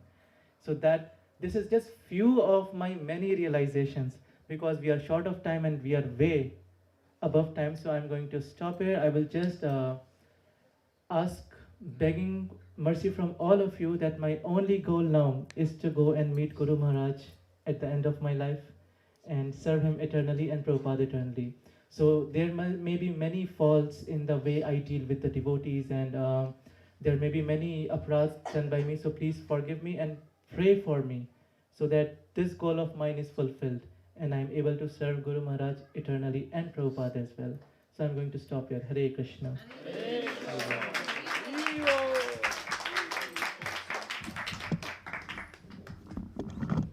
Hare Krishna. So I would like to thank all the devotees who have shared their memories. I hope you all are not sleeping. Hari Bol. One more time. Hari Bol. So now I think everyone is in their senses, conscious stage. So now we will move towards Pushpanjali, and while Pushpanjali we will just have Guru Puja, and then after that we will be having Prasad. So it will be a quick one. You will need not to wait much for the Prasad. Hare Krishna. So what we will be doing is, maybe those who are standing in front, they can do first, and they can exit from this door and come in the back, and then other devotees can come. Okay, we can just do slowly and gradually, and then all the volunteers who want to volunteer in serving the prasad, they can come first. They can come ahead. They can come ahead now. They can come ahead and they can do Pushpanjali and go straight in the restaurant to arrange the prasad. And Girdhar Prabhu will guide you all to arrange the prasad. And then we can do Pushpanjali. Hare Krishna. Maybe one time we can just chant Guru mantras.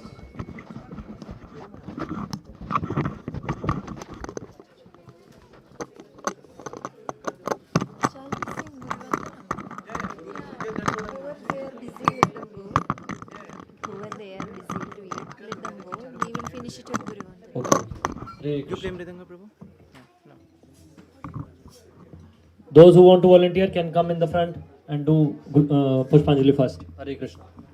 Jaya Gurudev, Jaya Gurudev, Gurudev, Jaya Gurudev, Jaya Srila Gurudev, Jaya Gurudev, Jaya Gurudev, Gurudev, Jaya Gurudev, Jaya Srila Gurudev, Jaya Gurudev, Jaya Gurudev, Gurudev, Jaya Gurudev, Jaya Srila Gurudev, Jaya Gurudev.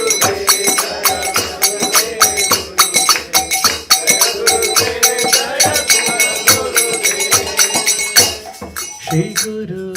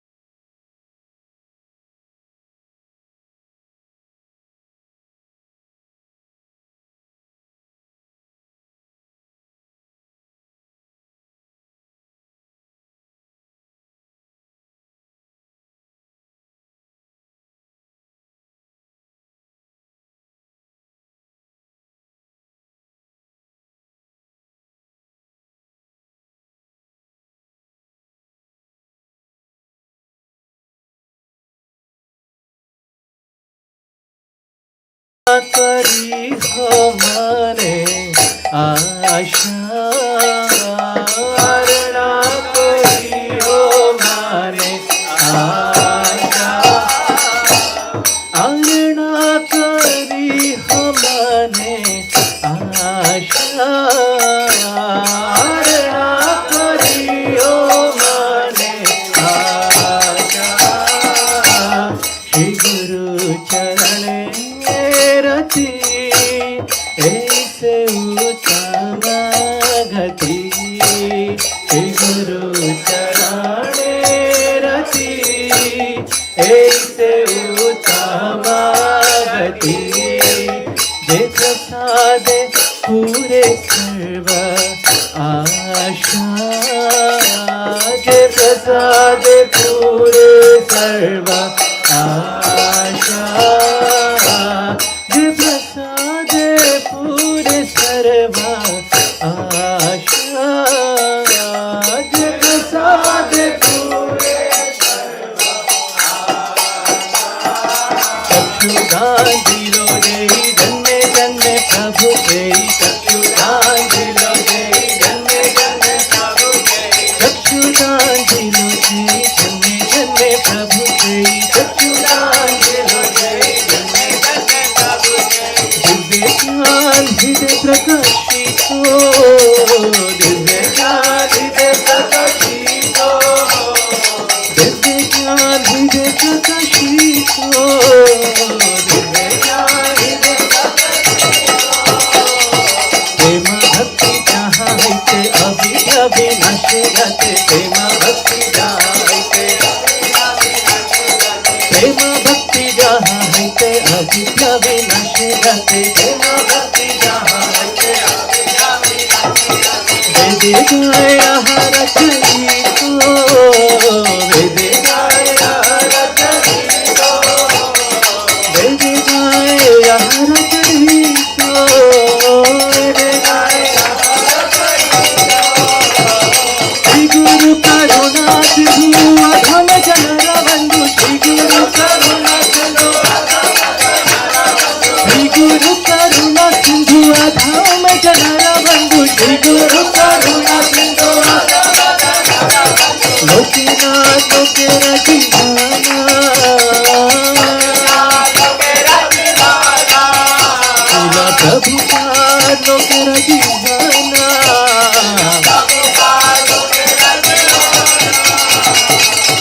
प्रभु करो दया देह मोर पद छाया प्रभु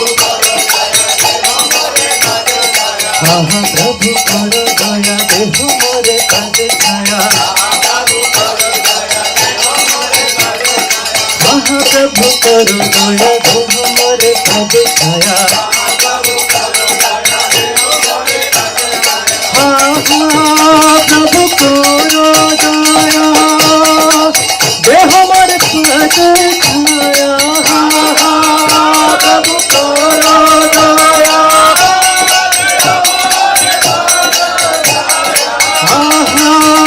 प्रभु करो दया देह मोर पद छाया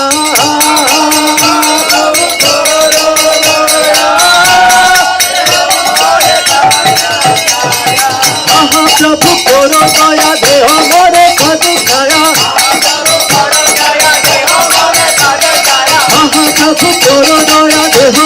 पद छाया प्रभु करो दया देह मोर पद छाया प्रभु करो दया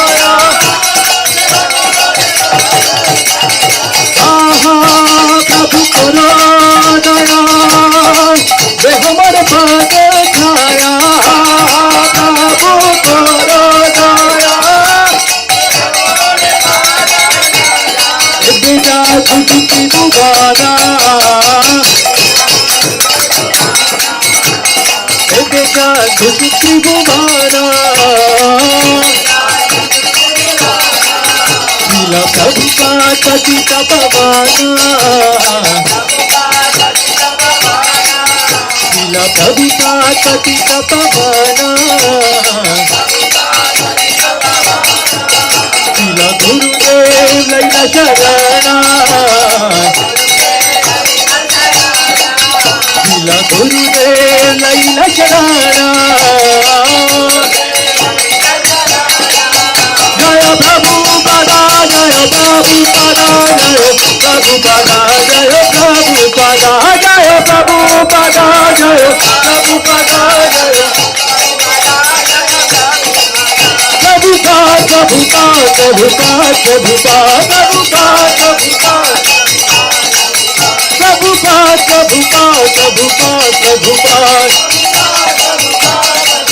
Jaya Jaya Prabhupada, Prabhupada, Prabhupada, Prabhupada, Jaya Jaya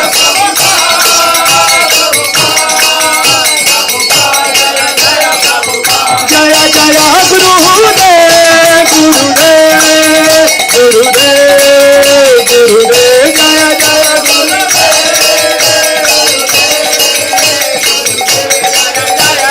Nitai Gaura Hari Bol, Hari Bol, Hari Bol, Hari Bol, Nitai Gaura Hari Bol.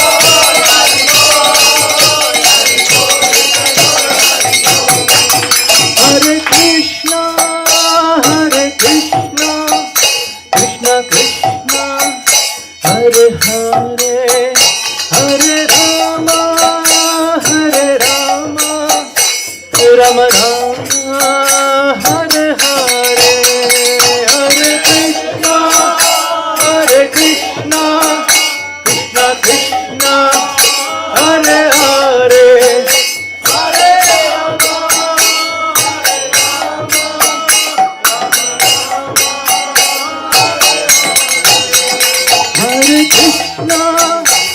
Hare Krishna, Krishna Krishna, Hare Hare, Hare Rama, Rama Rama, Hare Hare, Hare Krishna, Hare Krishna,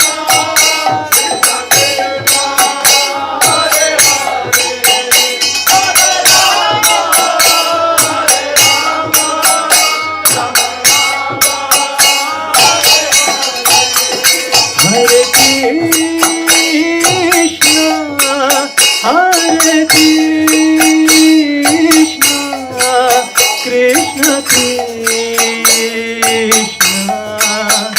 Hare Hare, Hare Rama, Hare Rama, Rama Hare Hare, Hare Krishna, Hare Krishna, Krishna Krishna,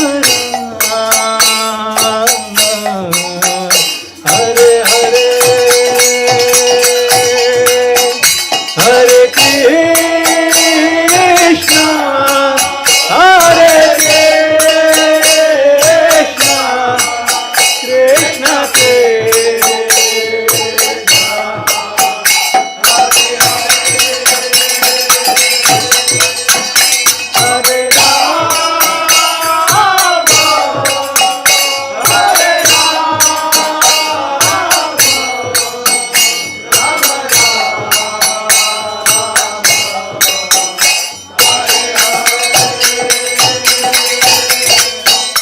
Hare Krishna, Hare Krishna, Krishna Krishna, Hare Hare, Hare Rama, Hare Rama, Rama Rama, Hare Hare, Hare Krishna, Hare Krishna, Krishna Krishna,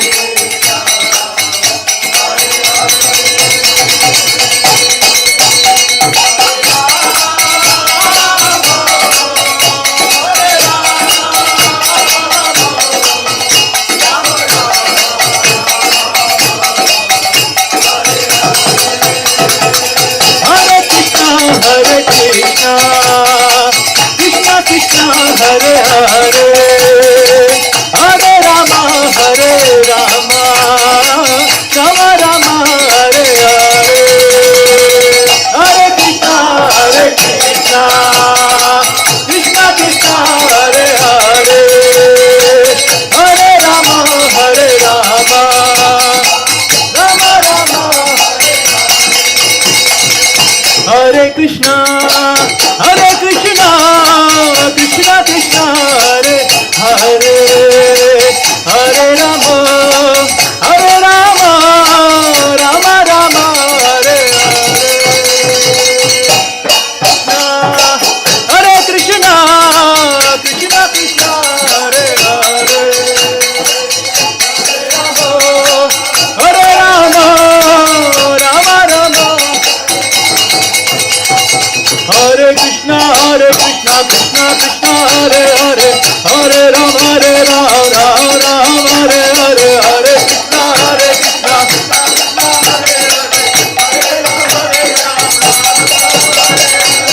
Krishna, Hare Krishna, Krishna Krishna, Hare Hare, Hare Rama, Rama Rama, Hare Hare, Hare Krishna,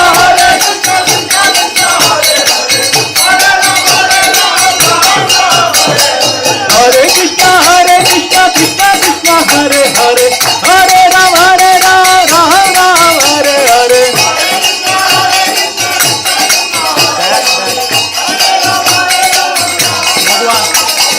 Hare Krishna, Krishna Krishna, Hare Hare, Hare Rama, Rama, Hare Hare, Hare Krishna.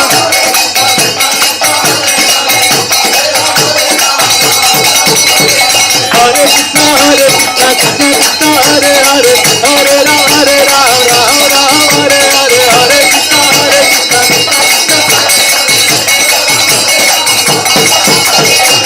Krishna Hare Krishna, Krishna Krishna, Hare Hare, Hare Rama, Rama, Hare Hare, Hare Krishna.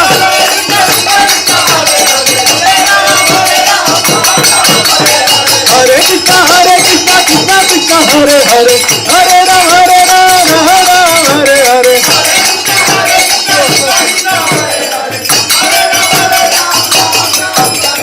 Hare Krishna, Krishna Krishna, Hare Hare, Hare Rama, Rama Rama, Hare Hare, Hare Krishna.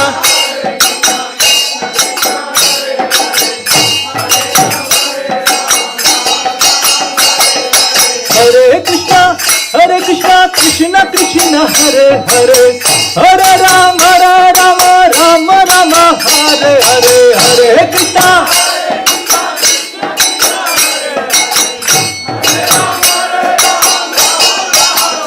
Jaya Gurudeva, Jaya Gurudeva, Jaya Gurudeva, Jaya Gurudeva, Jaya Gurudeva, Jaya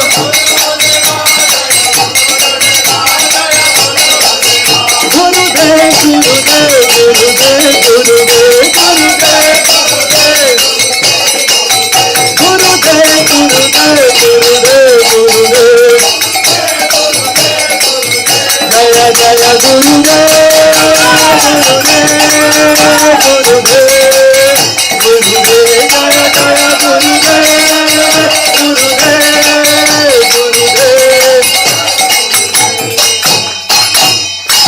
Gaur Premanande.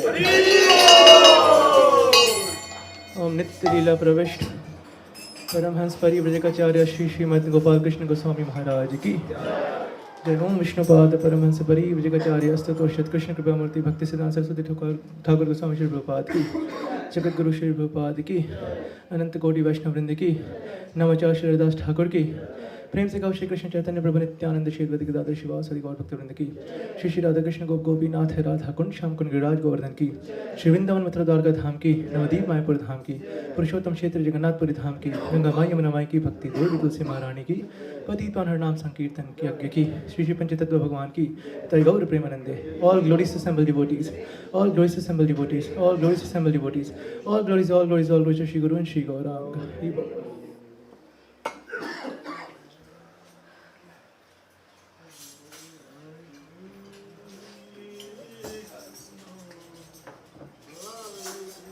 Prasadam is arranged.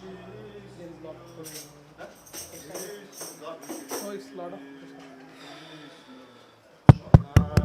Namaste Narasimhaya. Namaste Narasimhaya.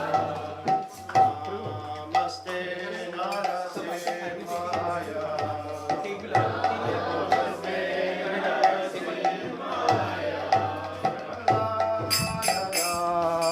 Daine.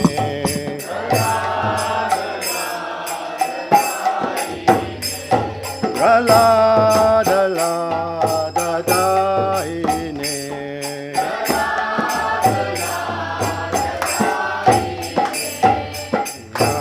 Nanyakashi purvakshaha.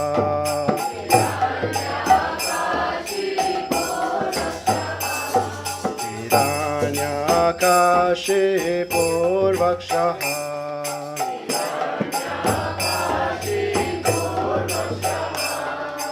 Shilatanka nakalaye.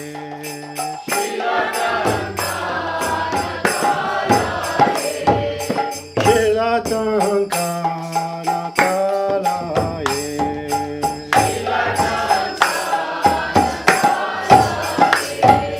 Ito Narsimha parato Narsimha.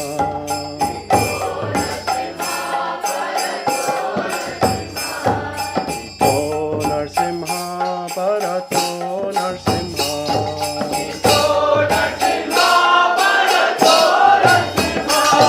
Narsimha madem sharanam prapade.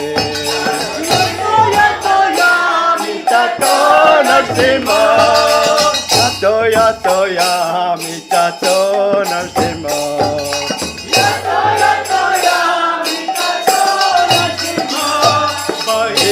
Narsimha Hidaya Narsimha. Narsimha Hidaya Narsimha. Narsimha Hidaya Narsimha.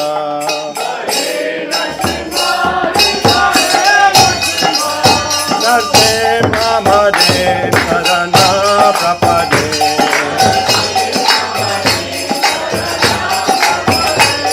Narsimha Madem Saranam Prapade.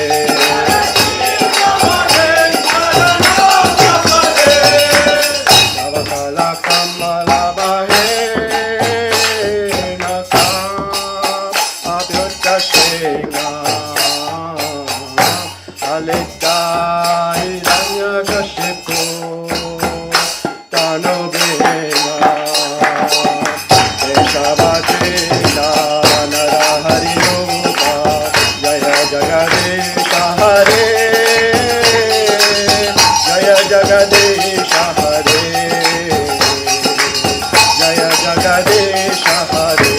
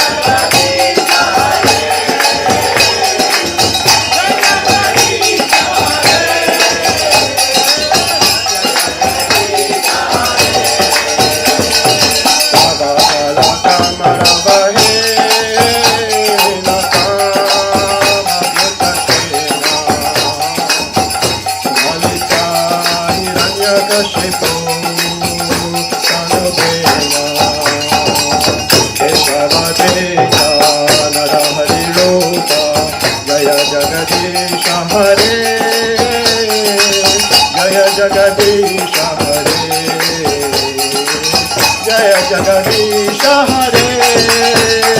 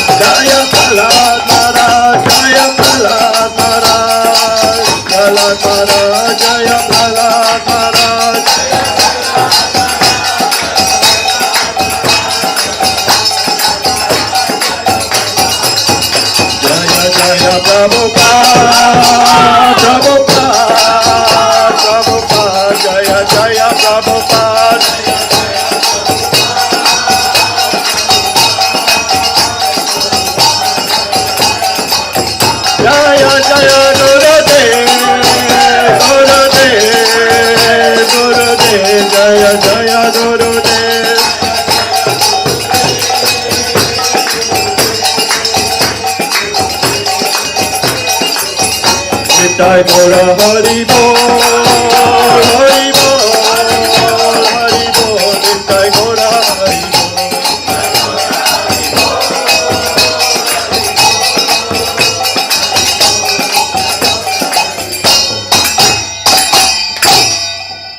भक्ति विघ्न विनाशक लक्ष्मीपति श्री नरसिंहदेव भगवान की, भक्त शिरोमणि श्री प्रहलाद महाराज की, जगतगुरु श्री प्रभुपाद की, जय गौर प्रेमानंदे।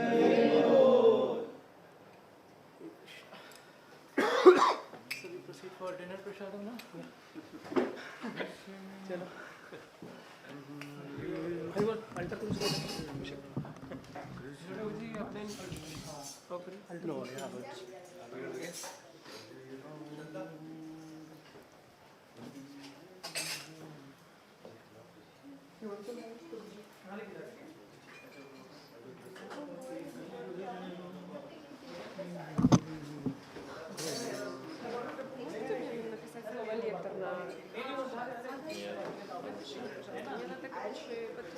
телефон внизу оставил. Просто лектор. Напишите слово лектор. По-русски?